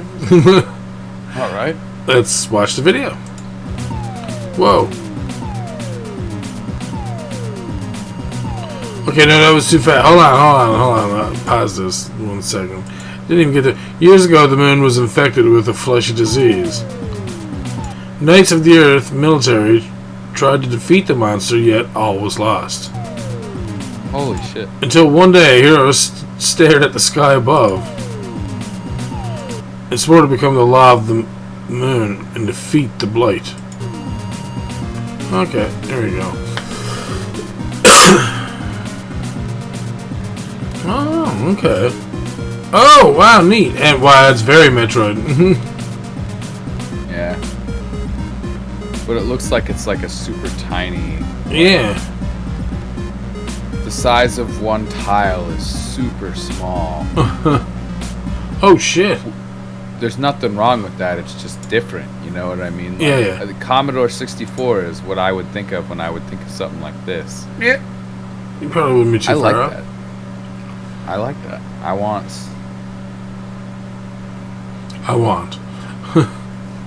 Well, it's coming out in a couple days, so... Platform must be ultra... Yeah, it looked like it was, Like, it looked like it was really fun for such, like there wasn't a ton of, like... What would you call it? Like... I don't know, the characters seemed very... dulled down, but at the same time, not at all. I don't know. I like the game. Either way. Same. Next, we have a game called Attraction. You are a friendly explorer robot searching for answers on a faraway planet. Harness the power of the cosmos with your matter gun in this clever and minimalist adventure puzzle platformer. Agreed, for Metroidvania, it did look very fluid. Alright, let's watch the trailer for this. Okay. Oh, I love the way it looks. Yeah, I like the way it looks. I like the 2-bit style, the black and white. Oh wow, that looks really pretty.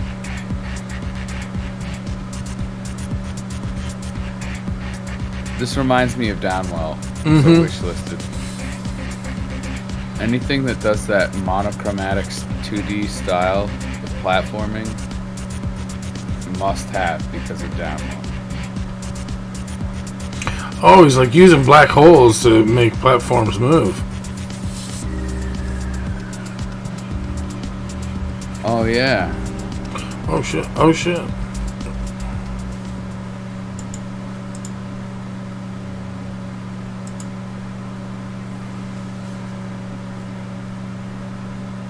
Attraction, yeah, because you're attracting the platforms and stuff. Yeah. Yeah. Yeah, but this is coming out on the 22nd of December by DA Thoughts or Da Thoughts, one of those. Only 2 more games left. The next one is called One Dreamer.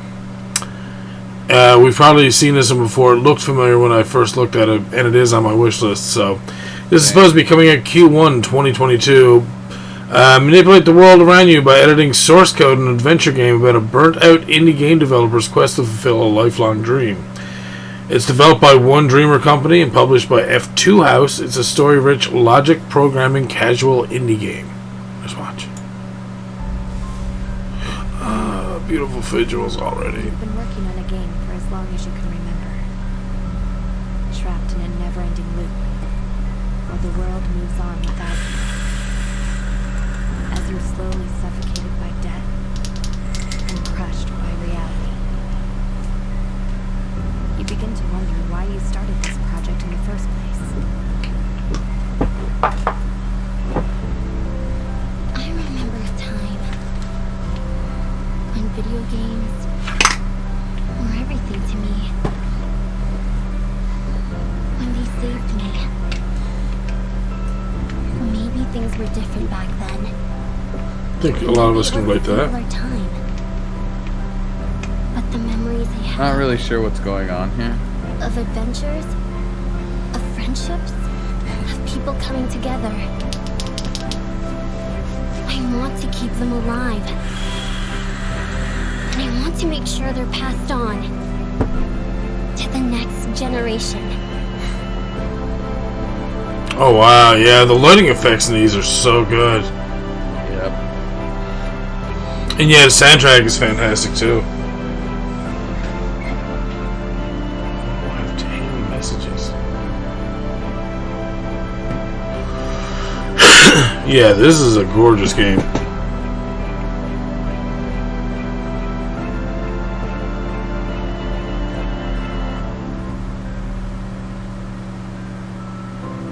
And you wake up because you remember. You have a game to finish.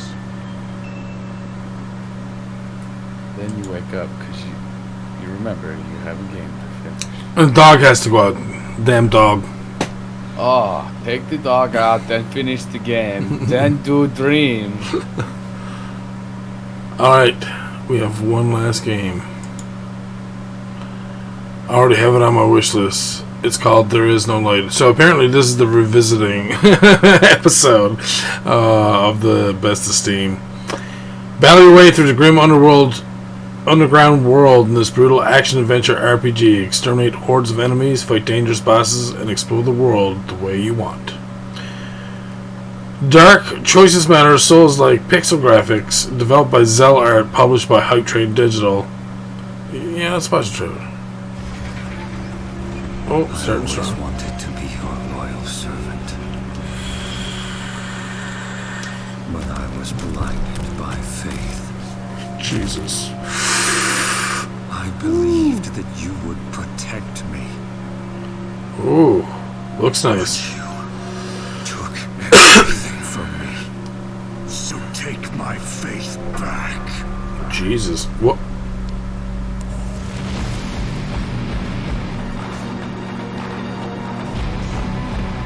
Oh, yeah.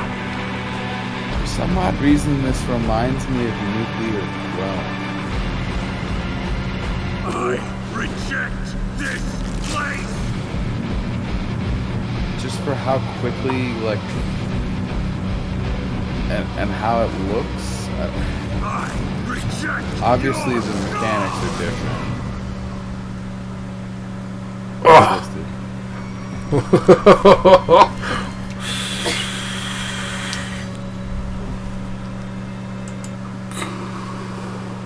This was projected to release November 2021, and it's still not out yet, I don't think. But let's just see. No. Wish list and followed. It must be still working. Which is fine, because obviously, whoo! 0 to 100 real quick. Yeah. Yep. Gotta make that all work out, right? UIT, bruh. Alright, so now I'm going to move into some news. I only have four little news segments here for you guys. No Kickstarters this week either. Oh. So, the news that I'm starting out with is Sengoku Dynasty is a survival city builder set in warring medieval Japan. Let's watch that video right away. The new shogun lost control of Let's the turn it power down of so we his don't descent. deafen everyone. I want to get deafened. They wage countless wars, spreading famine. It's a survival / town building sim set in feudal Japan. We have How do you not want to play that, dude? Think about that. how do we provide for our families? Where do we build Yesterday? our houses? Icon has this I yesterday. heard of a place where common people rose up and took over. Come with me to Peasant Kingdom. It's our only hope. I want to see some gameplay art. I feel the same way. It's like, don't You just. definitely just hit us with a trailer that had no. I know, that's the way I do it Gameplay sometimes. engine See? shit. You gotta live with it. There's some screenshots. I don't know if that does anything for you. Look, this yeah? looks like a big hammer. Looks like there's some building of homes there. Oh, hunting. Oh, damn. Ooh. Alright. Alright, so now you can whack people with a hammer under the cherry blossom. The game's teaser doesn't show any in-game action, but there are screens showing a first-person view of a very pretty oceanside settlement and lots of lovely Japanese buildings. The press release alongside the teaser calls it a vast city builder with RPG and survival elements. The whole thing is playable in co-op. Oh. The medieval setting is war-torn and ravaged with famine. The Sengoku period is a roughly 150-year stretch of Japanese history where states were at each other's throats. The city building survival does seem to be at Sengoku Dynasty's heart, with the promise that as your towns grow, they will begin to attract new inhabitants and thrive. Various biomes are promised, from the usual ancient forests and snowy mountain peaks to Japanese cherry groves and mist-covered hot springs. The game features an in-depth crafting system covering food, weapons, and buildings, plus you can cultivate land, which I think means farming. It's all starting to sound a bit Sengoku Valley. Stardew Sengoku. You start as a lowly peasant and of course aim to be the ruler of all you survey. There are 4 character paths to choose from: leader, craftsman, warrior, and monk. Steve's already going for the monk. Publisher's press material makes it sound like these are pretty divergent playstyles, with the leader path allowing you to forge alliances, take on quests to expand influence, get involved in trading, romance, and marry, and manage villagers. The warrior, on the other hand, seems to just stab people and hunt food for the village. It's unclear whether you have to just pick one, or whether disciplines can be mixed and matched in a given character. The game can be played in story or sandbox mode, and the best bit of the announcement is about its historical accuracy. Every part of the tiniest stones to culture and politics should be historically correct. Only some lacks of information in Tokyo's university libraries push us to historical limits and challenge our creativity. Take that, Tokyo University libraries! Right?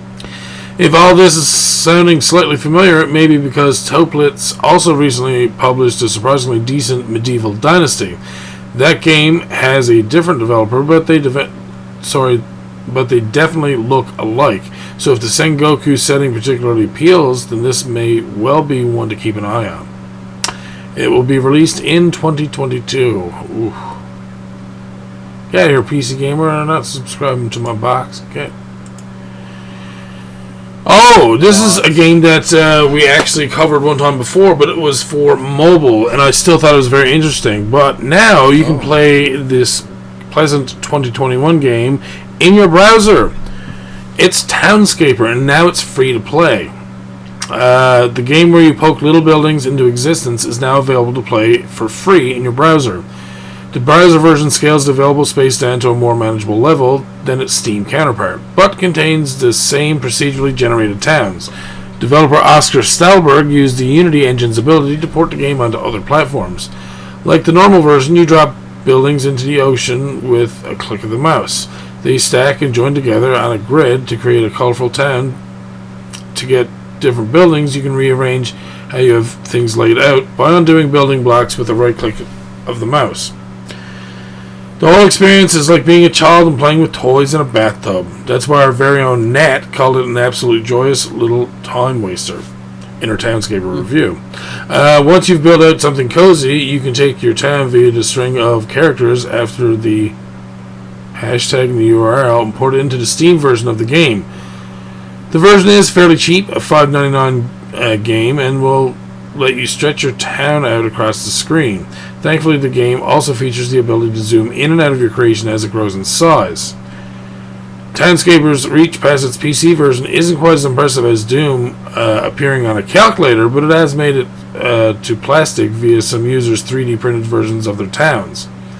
There's also a first-person browser program that lets you import the .obj file from the game into it, so you can walk around your own borough. Oh. Yeah, so that's something I might look into in the future, because it seems like something I would very much enjoy playing. And then being able to walk through the town as well? Alright. I'm up for that. Yeah, I know what you mean. Oh! Ooh! Alright, this is one that I've been waiting to show Steve. Ooh! old school roguelike Rift Wizard is no looker, but it's a tactical slaughterfest so deep you could drown. Oh yes, this is all ASCII kind of stuff, Mr. Steve. It looks like ASCII anyways, but I don't think it actually is, but it's very similar. I'm standing on a narrow ridge, precipices to either side, fire drakes bathing me in flames. The end also comes with me trapped in the crook of a cavern passage, fey thorns in front and behind, a troll beating me from the side. In addition, clubbed to death by ogres in a hellish plain of rune-inscribed rocks, flamed and lightning to a crisp by chaos chimera goblin. What the fuck is all of this? Anyways, as in most roguelikes, but especially capital R roguelikes, death is generally inevitable in Rift Wizard, and it comes in many forms. Most of those are found in its startlingly long bestiary of 541 different monsters, though Rift Wizard sports simple pixel sprites that make it look like an authentic to a fault take on Rogue. It's really a deeply open tactical arena battle wizard building sim. In each run, you zap, blast, disintegrate, bless, curse, and poison your way through 25 randomly generated levels called realms, crafting your mage from a menu that currently lists 135 spells and 26 skills across 16 schools of magic, not to mention all the effects you'll find at random shrines. It's an immense arsenal. You're on a quest to murder a bad wizard called Mordred. If you've played Hoplite on mobile, and if you haven't, you really should, Rift Wizard hits a similar note of deep thought slaughter ballet, but far broader in scope and a lot more chaotic, all about interplays between those spells. So far I've only got to realm 10, and I'm blaming necromancy. One of Rift Wizard's starting spells is a beauty called Deathbolt, which deals damage to its target if the target dies, it's resurrected as a skeleton that fights for me. Doing damage to game minions, which deal more damage, is maths I can't resist. I love the exhilarating Deathball momentum that you can get with a Necromancer in Diablo, but in Rift Wizard, I haven't felt that sense of power yet. My Skelly's health is locked to the health of the creature they once were, and even with the Hungry Dead skill, which gives my Skellies a ranged attack, which also heals them, they also don't seem to last. Try another starter spell on a new run, Wolf. Necromancy is really about gaining minions, and I like being a hunter in World of Warcraft and Guild Wars 2, where I can direct my pets to deal and take damage for me. The wolf spell comes with 12 charges, with each let me place a wolf on an empty tile nearby. Stronger and tougher than a Skelly, a pack of wolves is effective, but they can do better.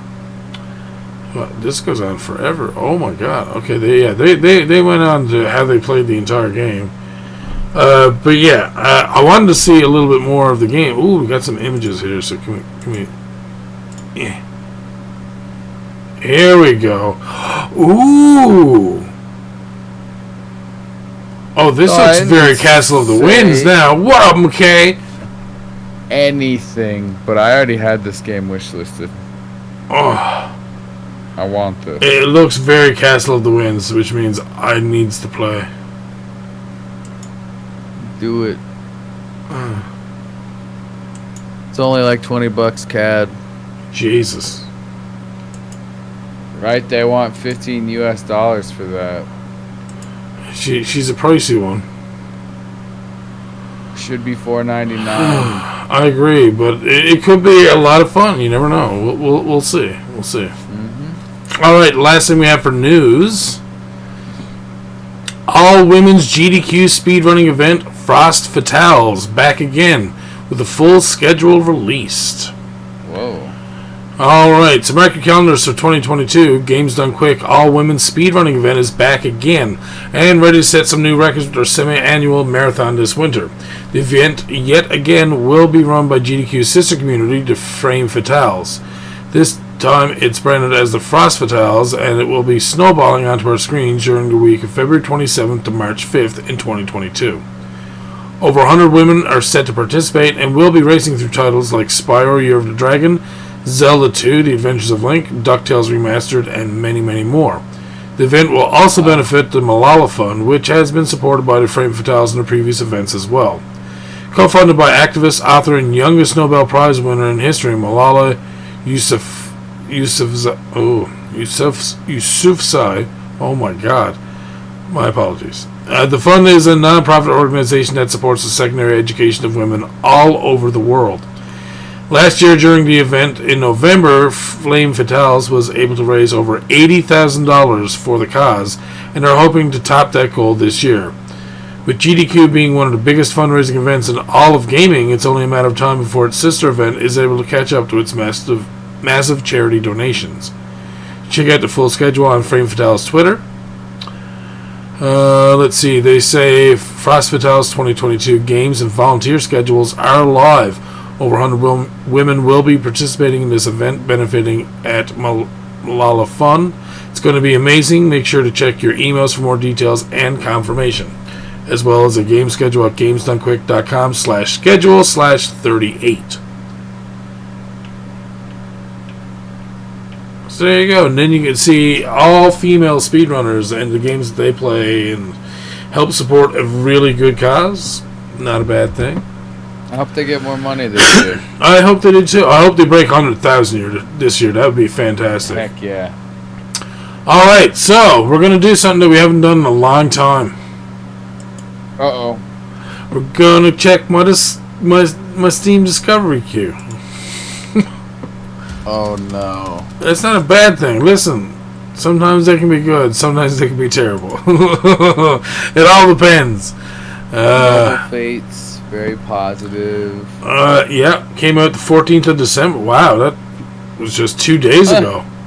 3D Fantasy Kingdom Sim driven by intelligent characters with a rich simulation of opinions and memories. Build, craft, farm, mine, hunt, defend, and more. Command from the sky or take control in third person as your story goes, where the people, your actions, and their reactions take it. Developed and published by Zoberman LLC. Early access colony sim base building survival. Let's watch. Who's watching? Oh, very cartoon-like. I like that sometimes. Medieval, it seems to fit it for some reason. It reminds me of like the Lego play style or like animation style. Oh shit, here we go. Yeah. Oh, you can build stuff? Okay. Is this co-op? Nah, single player. Well, it loses points for that. Ah, take that, deer.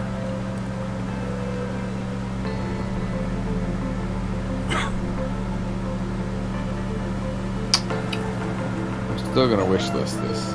Oh yeah, I've wishlisted it already.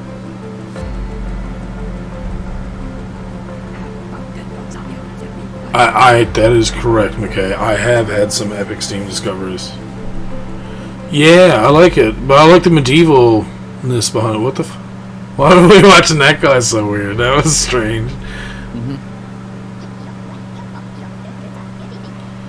This kind of reminds me of another game. I can't remember which game it is. Oh shit!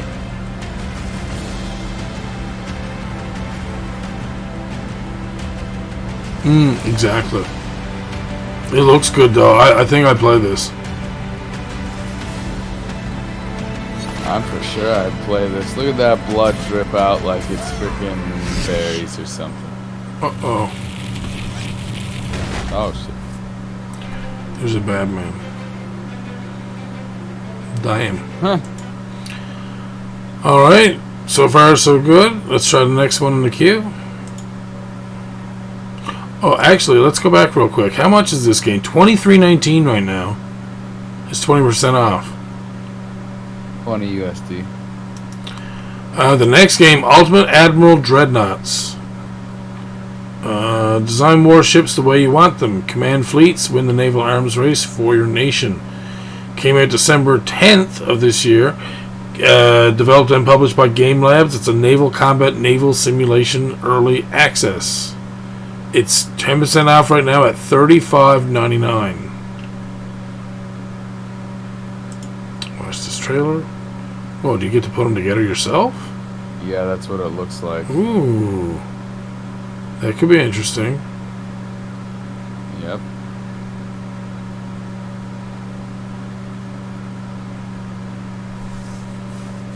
Yeah, okay, we get it. Alright, next one. Oh, wait, no. Okay, no, let's go to the one after. Let's go to this Ultimate Admiral Dreadnought's new division control. Oh, damn it.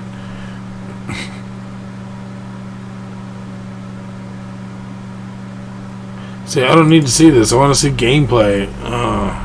There's no gameplay here. Oh, but it shows the building here in the second one.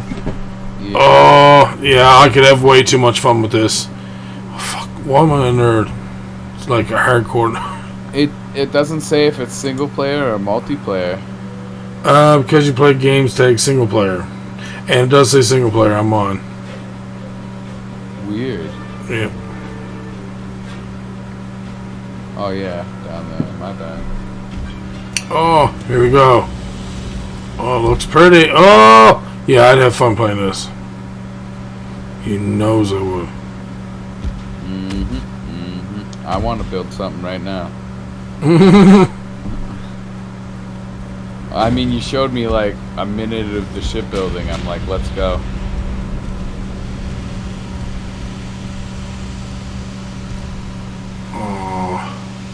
Oh, this goes on for 10 minutes. Alright. We're going to go to the next one in queue. I've added to my wish list because I know I'd love playing this. Nerd for Ball. Oh, Monster Rancher 1 and 2 DX. Oh, God, I don't even have to fucking add the wish list. If you know what Monster Rancher is, there literally is no description for it, so. Is this? Oh, this is single player. That's okay. Monster Ranch is worth playing. Yeah, I agree. I wish the TV show had went on longer.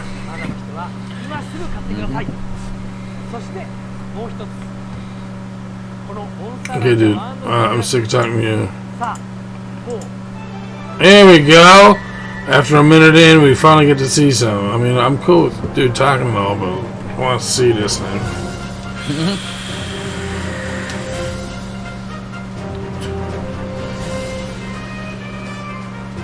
Uh-oh, Mochi. Raise your monsters. Yo. I never played any of the games, and I've always wanted to.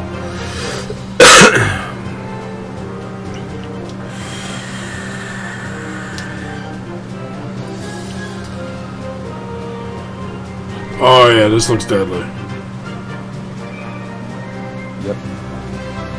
What the fuck is that thing? Which thing? The one that looked like a fucking dude's head? I don't know what the hell I've that never was. seen that one before. Yeah, that thing looked fucked. What the? So far, all the queue has been good. Let's keep it going! Oh, Nier Replicant. Square Enix, Toy Logic, yeah. We already know that Nier Automata is amazing, so yeah, just add this to wish list. I know it's good. I know it's gonna be. It's Square. Come on, man. Oh, it looks so good too. It's the prequel to Nier Automata. Stay away Ah. my sister. Or Automata. My sister is sick, and my only goal is to ensure that the two of us survive. I'm tired of this world and everybody. I won't just sit around and let you fight while I stay behind. Don't get too excited. This is just some old legend. With your power, we can Damn. kill Yona. These swords of mine need a true home. But you'll do for now.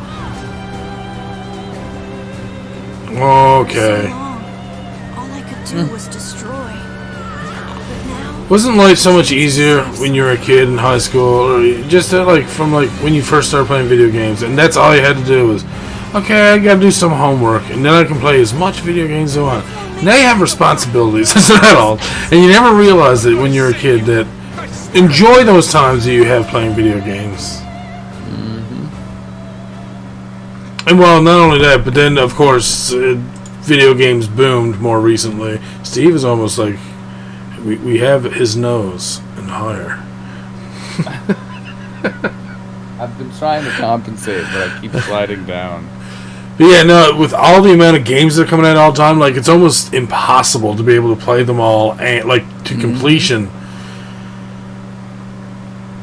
Well, honestly, it's not even that I wish my life was simpler. I just wish I had more time to do everything that I want to do. Like, when I see these games, it's like, oh, I just want to sit down and play this for like 10 hours right now. But, like, I know, no, I have to go to bed soon. Work, life, adulting. You're already in bed. You don't know it. True. Alright, next up, we have... Thunder 1. Hold on, god damn. Thunder Tier 1. Realistic top-down shooter where you join an elite special operations team tasked with stopping a dangerous terrorist organization wreaking havoc across fictional Eastern European country of Celobia. I mean, I'll watch it Situation has evolved. because other people may enjoy it, but this is Rise not has my caught the thing. attention of other nations. I trust you are ready, but your tools need to be modified accordingly. The armory is open. Any weapon, any option, whatever you need. They misspelled the country. They want you It's to. dangerous out there. Feel free to get creative. What the hell? Because you won't be the only operatives out there. Don't let them threaten. Look up ready or not. Secure the sector and repel counterattacks. Extract or retrieve the package. And remember, Thunder 1. Put down anything that stands in your way. I mean, this is your thing. I mean, it's not Call of Duty, I don't think. It doesn't seem like it as much. No, but it is co-op, That's and it's not competitive. We've seen other games that I'd rather play. Yes, but this isn't terrible. No. God, no. For $20, this is actually all right. That's 20 USD. And $22.79 here. We're gonna go to our next one. This one's called Moon Remix RPG Adventure. Don't be a hero. Experience the love. Experience Moon. Moon is an anti-RPG steeped in story and character, mood, and music. Developed and published by Onion Games. Story-rich soundtrack adventure RPG 2D. Let's watch. Looks like something you play on Sega Genesis, actually. Something with the animation. RPG. It reminds me of Sega Genesis so much for some reason. I don't know why.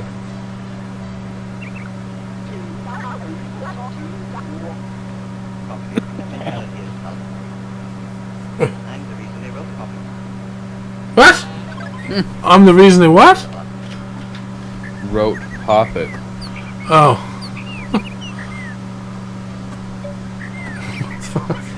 That's so weird. Oh, I fixed my chair today, too. Oh, nice. Got you. Got you. What the What?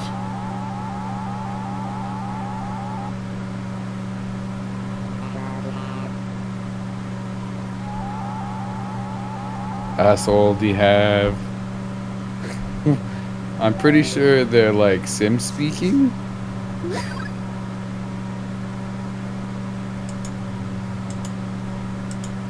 I wish listed this, but I have no idea what the hell just happened. I don't know how I feel about it, to be honest with you. It's $20, like 1961. That's just, it's $21.79. That's such a weird number. 1709 on deal. And how much is Normally $19. Okay, 19. Okay, $18.99. All right. At least that makes sense. I was gonna say. Yeah. Next up, we have Rune Factory 4 Special. Journey to the vibrant world of Rune Factory and experience the legendary fantasy farming adventure like never before. Released the 7th of December. It's very positive. It's developed by Marvelous Inc. and published by XC Games and Marvelous USA. RPG, adventure, farming sim, romance, 3D. Let's go.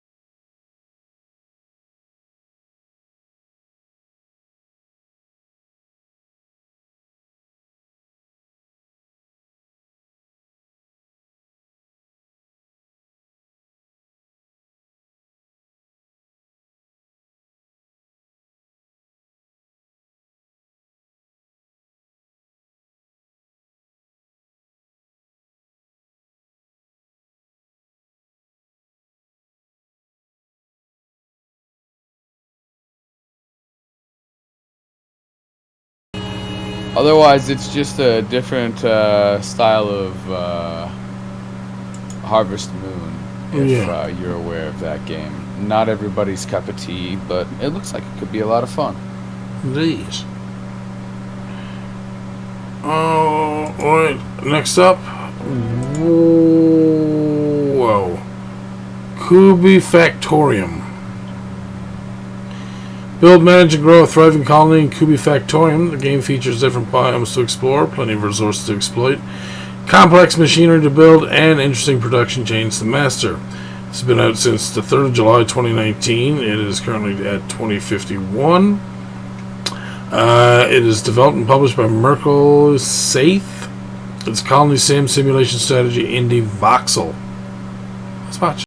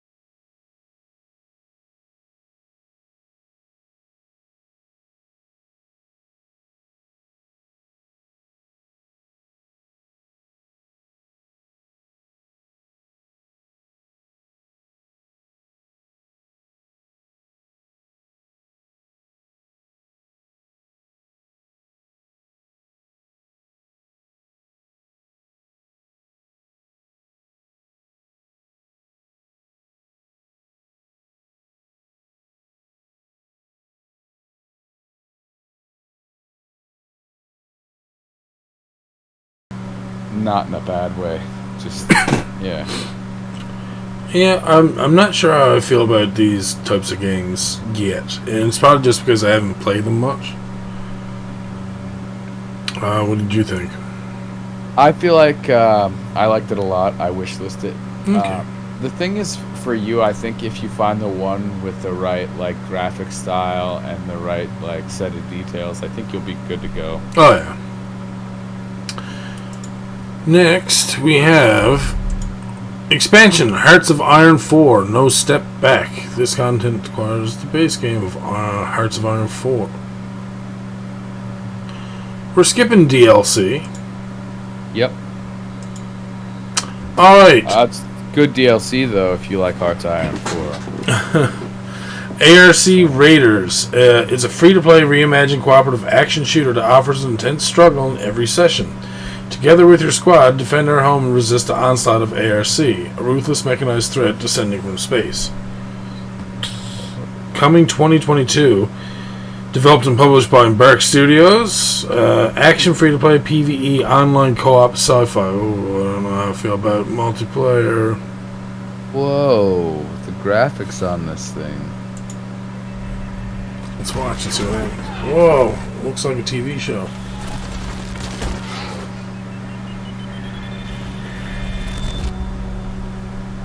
There is no way to hide. Ooh. Kings, barons, queens. We give them different names, but they're all the same. Killing machines falling from the sky. This is our home. With Sarah. Our bastion of resistance. This is where the brave meets the bold. We will not die in the shadows. We will face our fears head on.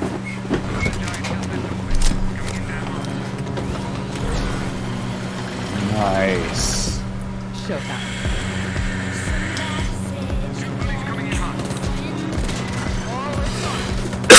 Okay.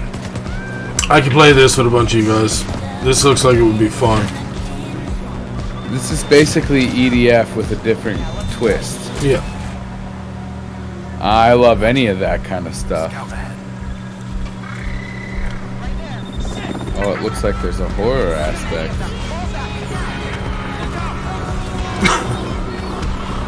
Oh shit.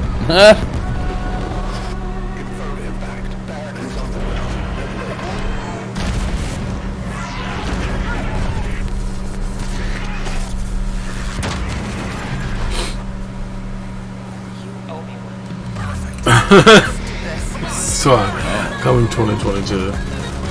Oh yeah, I think we're gonna have fun playing this. Yep.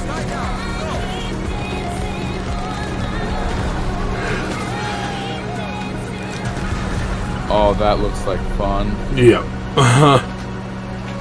Quick, someone get the gun. They will never stop coming.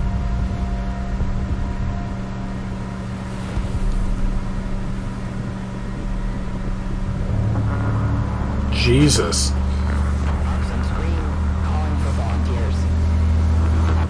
Oh. You must resist. Ooh.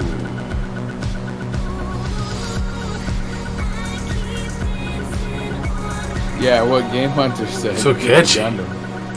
Yeah, I got a really good song for that too. That was really nice. Oh, okay.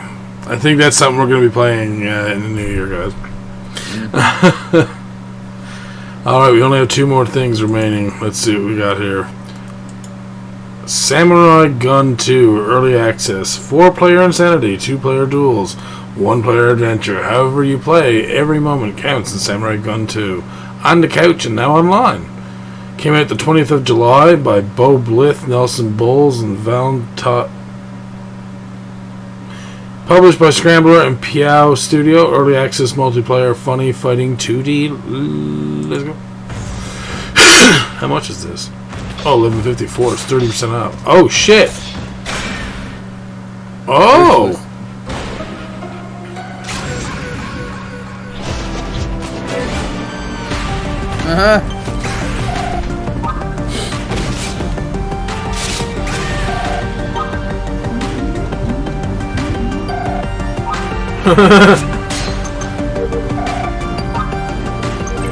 This is the best Among Us I've ever seen. It's the Among Us I needed. Whoa! Oh my god. Okay, so this is hectic. Yeah. Oh, a minute's in it too? Spelunky 2? Oh.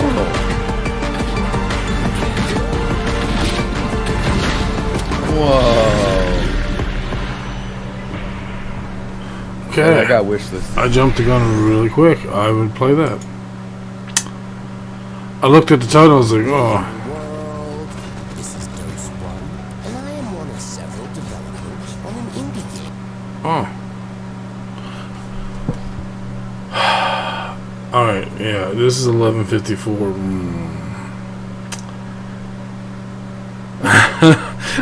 Dang it. We'll see, we'll see. Alright, last game we have here. Oh! I'm always listening. Shovel Knight Pocket Dungeon. Delve with Shovel Knight in the depths of the Pocket Dungeon, an action-packed puzzle adventure mashup like none other. This was released on the 13th, just 3 days ago, by Vine and Yacht Club Games, published by Yacht Club Games. Adventure, action, dungeon crawler puzzle. It is $24.99. Ooh. Let's watch.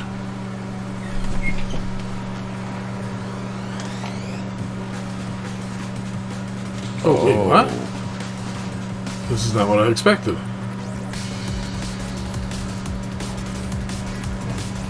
So almost like a Is every Tetris. dungeon like a puzzle? I guess so.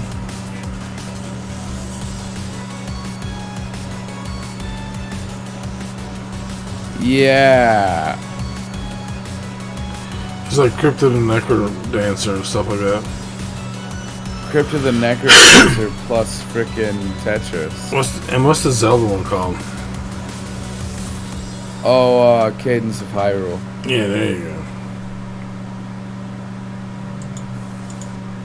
I added it to wish list, but it is not what I expected, and probably not something I play. Not Same. That I hate, just Same, actually. it sort of went the wrong way. Alright, so the last 3 things I have to bring you guys this evening. Get your wallets ready. No. Alright, starting with Retrobit. Retrobit offers a lot of different items. I picked out a couple of things in particular that I enjoyed and liked. The first being Holy Diver for the NES Collector's Edition. Yes, I know, I hated that game. But when you look at the Collector's Edition, well, not only is it in this sexy, fancy box, look at that. Oh. This is what's included with the Collector's Edition.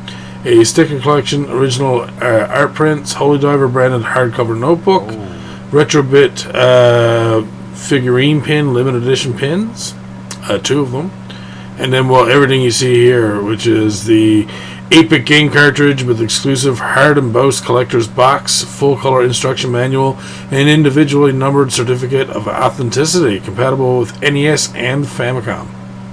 Oh. There's the game. That card looks nice. That black card looks really nice, yeah. Oh. I want one. You want one? Oh, I want one.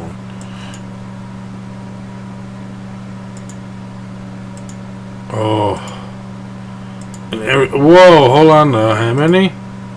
2,900 limited production. Wow. McKay, yes, I know, I hated that game. It's true, I did. Fuck that game. But, can you speedrun so it now, good. Stefan? Shut I up. want to watch you speedrun. No,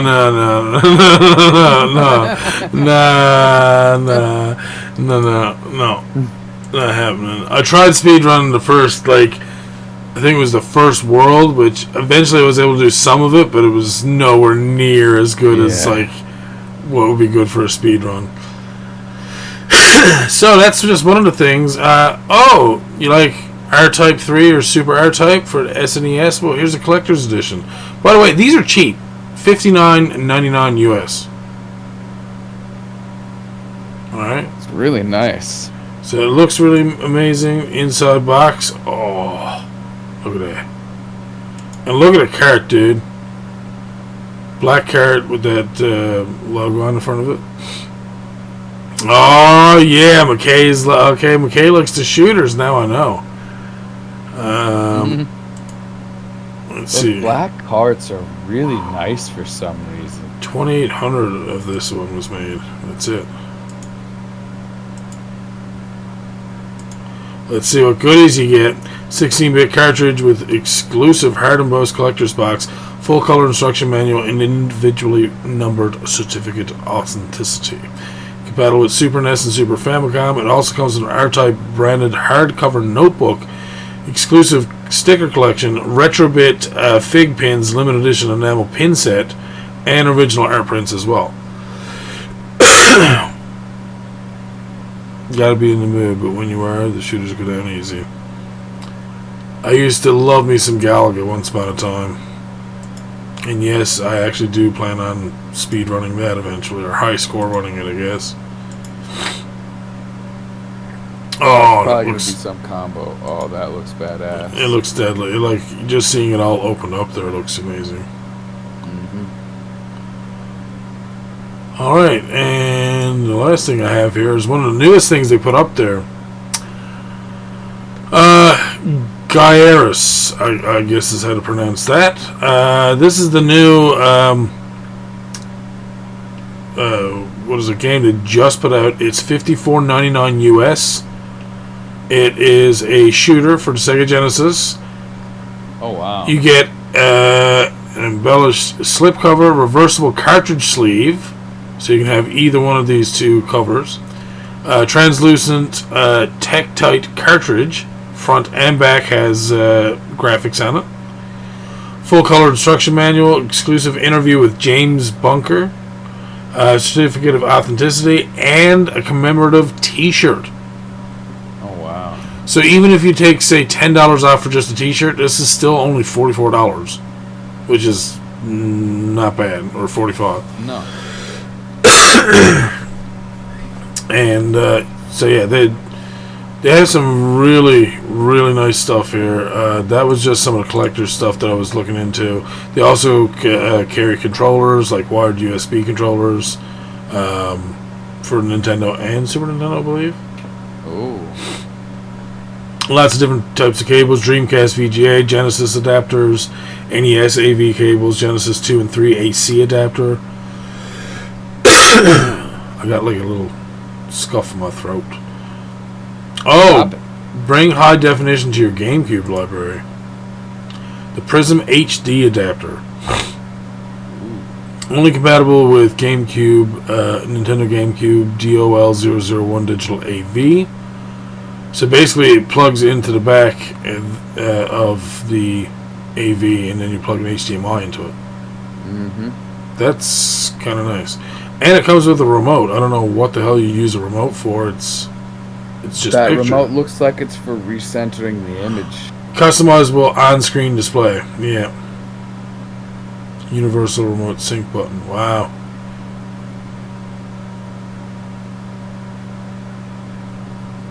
Composite versus HD. Okay. Or to make it a little tighter, it does look a lot nicer. Mm-hmm. Alright. The next site I'm going to show you guys is one that I've shown you before. It's called Fangamer. They have way too much stuff that's way too freaking nice. One of the few things I picked up first was the Wily Machinations hoodie, which looks amazing. Oh. Yeah, right? Doesn't it look so good? $59. It's a little pricey, but I mean, it is a really nice hoodie. Mm-hmm. And you know that if you're paying almost $60 for it, that it's going to be high quality. It's not going to just be something that's going to fall apart. Right. Next thing I picked out, is the one I really want, which is sold out. It's the Dead Cells Ruination hoodie, and it would go so well with my hat. I'm very upset that it's sold out, because I probably would have bought this. As soon as I seen it, I was like, oh, and then it's sold out, and I cried.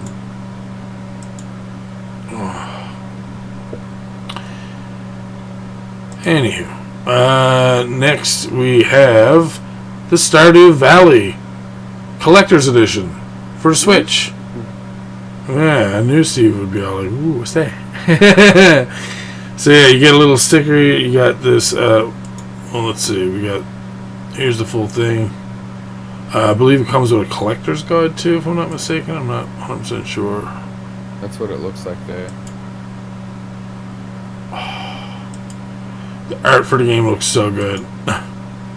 Oh, it's a little stand-up thing that they got there. Oh, wow.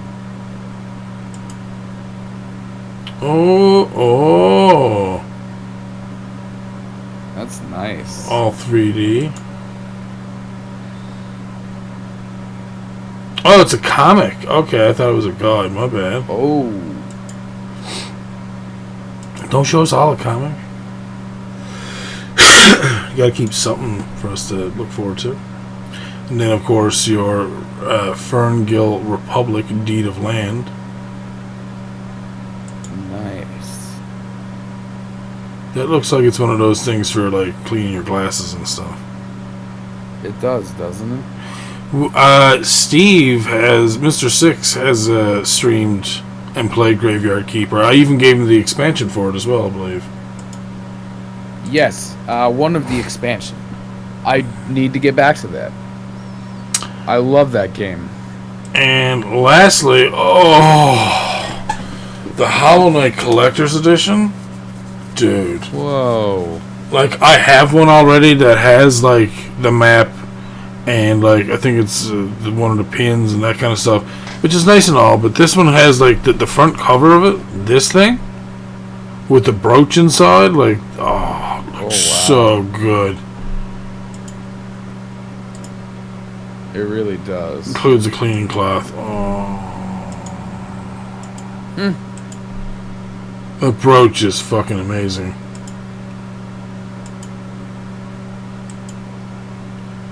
And yes, I do have this map. And yes, it is helpful. Very helpful. I bet it is. So helpful. Yeah, I found the game was very confusing, but again, it's probably because I didn't play enough of it. And I've seen people speedrun the game as well, and it looks like it's so much fun just to, like, once you start getting used to how the gameplay is. Yeah. That's how I feel about Fallen Order right now. Scared. So, they have all kinds of different collections and different types of, let's see, and more. Yeah, they have a bunch of different collections here. You can just go through the catalog of apparel, games, collectibles, home and office, accessories, art and posters, music and video, books. Like, you can also get, like, vinyl sets for all the Stardew Valley music. I think it's a game you need to immerse yourself. Yeah, exactly. A lot of them are like that. We're going to see if we can find one here that I've already showed Mr. Steve this before, but I'm going to show him it again because I like teasing him and stuff. Oh, what's that? FTL. Oh, now the Kestrel hoodie is sold out. And the Kestrel shirt is almost sold out. All they have is extra small and whatever. Oh, I want the Kestrel small. hoodie. The Kestrel hoodie is nice. Ship. Right? That's what I'm saying, dude. Ship, dude. Shit. So if we go to music and video real quick.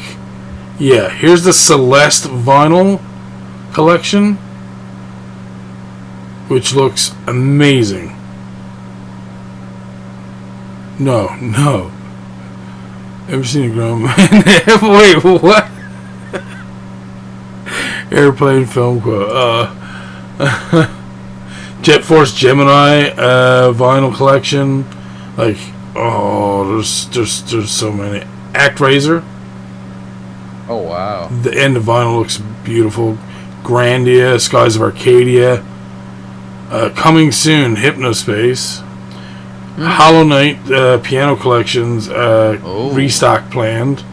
Klonoa has a restock planned. I know Mist has a restock planned. I'm pretty sure not Stardew Valley. There's actually it might be Stardew Valley that also has a restock plan because I'm pretty sure they're sold out of that as well. Undertale. Oh wow. Let's see. Snake Rattle and Roll for NES. Oh wow, Red Avenger would probably love this site. Oh yeah, guaranteed. More. Oh, that's the CD, Celeste CD set. Stardew Valley limited edition CD. A Celeste Farewell cassette soundtrack. Cassette. Oh. Deltarune, Jack and Daxter, Banjo-Kazooie. Let's see, Metal Gear Solid vinyl soundtrack. Silent Hill 2. Silent Hill. Gods and Nightmares, which is for Hollow Knight and Hollow Knight. Both have restocks planned. Sold out of Celeste cassette soundtrack. Like, it's crazy. Oh, there we go. Stardew Valley vinyl set. Looks so good.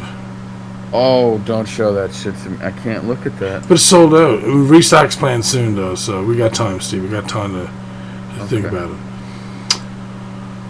Alright, and the last place I'm going to show you. Remember how I wish Rimley was still here. I don't think he is, but I wish he was. Because remember I was saying how to not make your choice until the end of the podcast? Well, this is why.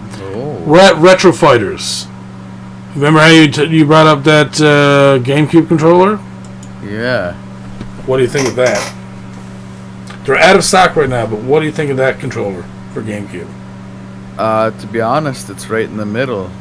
This would be the cheapest. That's like the best purchase for your money, and then the other one I showed earlier, the expensive one. You know what I mean? Mm-hmm. This one I find is much more sleek, much more modern. It looks like it would be a better fit for your hand. $40. Just about the right size, yeah. $40. It's like half price. That's crazy. I like that. No, I'd like to get more information about it, but apparently they're not showing me. Give me some information, yeah? Oh, like... Oh, and it's also wireless. Oh. Right, that was something I thought I saw in the images you're showing there. I saw the wireless receiver. Yeah. Next gen wireless GameCube controller says right underneath it. I'm a dummy. But yeah, otherwise, I think it's a really nice controller. I think it's much more sleek and much more affordable. And again, being wireless, that fits it with the Wavebird style. So, unfortunately, the plus and minus are way up there. The start and pause, not terribly out of place, but it might bother some people.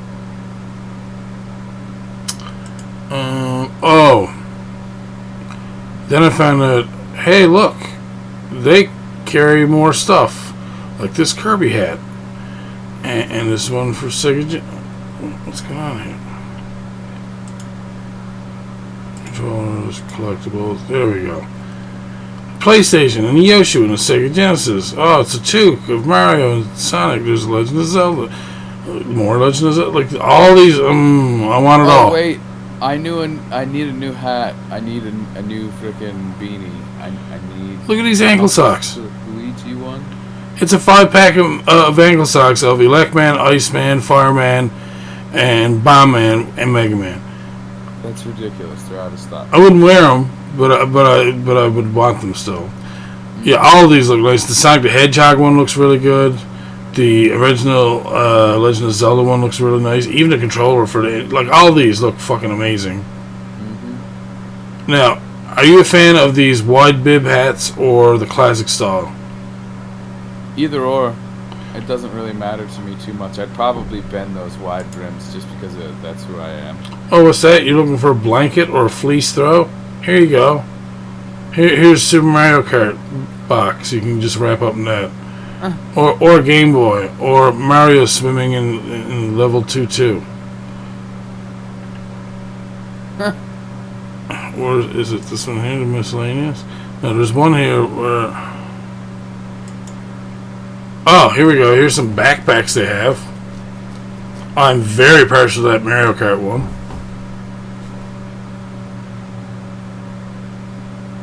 Actually, that Super Mario Bros luggage case is not that bad. Yeah, and it's only $12.99. I want to look at that Zelda backpack. That's not a suitcase. It's a luggage cover. Oh. Now, the Legend of Zelda backpack is only $25. It's a mini backpack, they're saying, though. So it must be a bit smaller. My brother would like that. My brother would love it.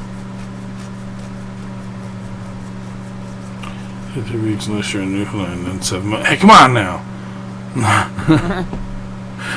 Let's see, keychains and pins. I don't really care about keychains and pins all too much.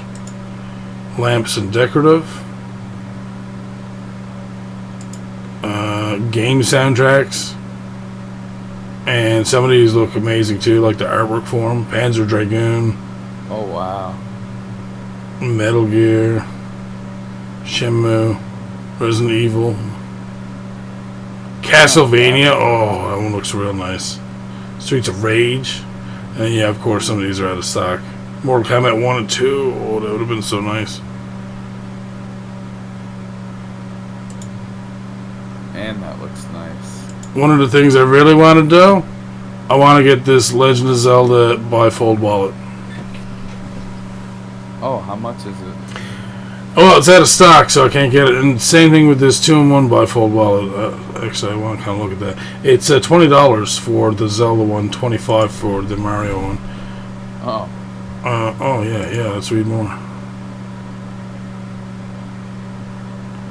I don't get that. Is there like a little coin purse with it or some shit? Or what is that? Oh, it must be like a little coin purse for Super Mario Bros. What if it's just for your main, like, if you want quick removal for your ID or whatever? Could be. You just have that and then you pop it out, put it back. Yeah, it's a card holder. Mario Bros. Cartridge card holder. Got him. Yeah. That's savage. I love it. Cups and mugs, Space Invader. That okay? So this is one that I'm not a fan of, and I don't know how it's out of stock because if that's an actual picture, it looks shoddy as hell, man. Yep. Like, look at that. What about the Legend of Zelda mug? Oh, we're looking. Oh, never mind. You see the parts of it that I'm like, ugh. It's everything. Yeah, I'm not a big fan of that one. Some lanyards, AirPod cover, Mario Bros. AirPod cover in case you need one. Mini arcade systems. Oh, jeez. Yeah, they're sold out of most of them because they're only minis. They're only $120. They also have power banks and chargers. Yes, it's a mini wireless phone charger that looks like a Dreamcast. I think that's pretty awesome. And I think I know who wants one of those, Game Hunter.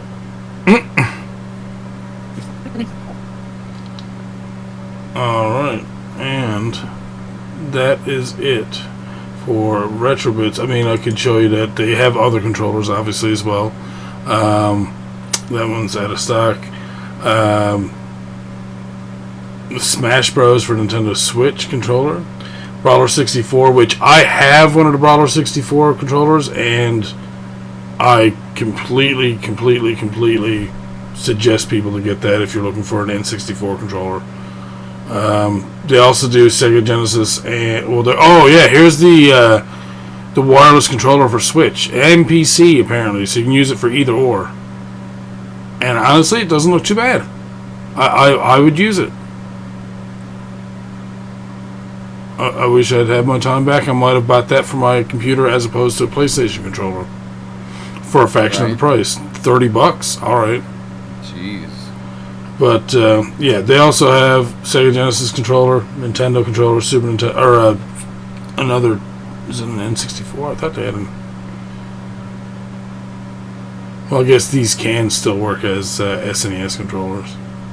Right. It's just weird they made the Jab gamepad, which is for NES. But anyways, yes. Sorry to keep rambling on. Yeah, it was a great stream. Again, not too much news on my side, and Steve brought us some interesting news at the very least as well. So, and some games from TigSource, a bunch of stuff on Steam, a lot of stuff we went over again. So, but other than that, fairly good stream, sir. I know I had fun. Indeed. Well, usually we would raid, but I think I'm not going to worry about that just now. I'm going to leave it there for now. You guys have yourselves a good evening. We will see you probably not next week because I think it's going to be my mom's birthday, so there's a good chance I'm going to be out with her. So sometime possibly in the new year might be the next time. So anyways, have a good evening. We'll see you next time. Love you. Bye-bye. Bye, everybody.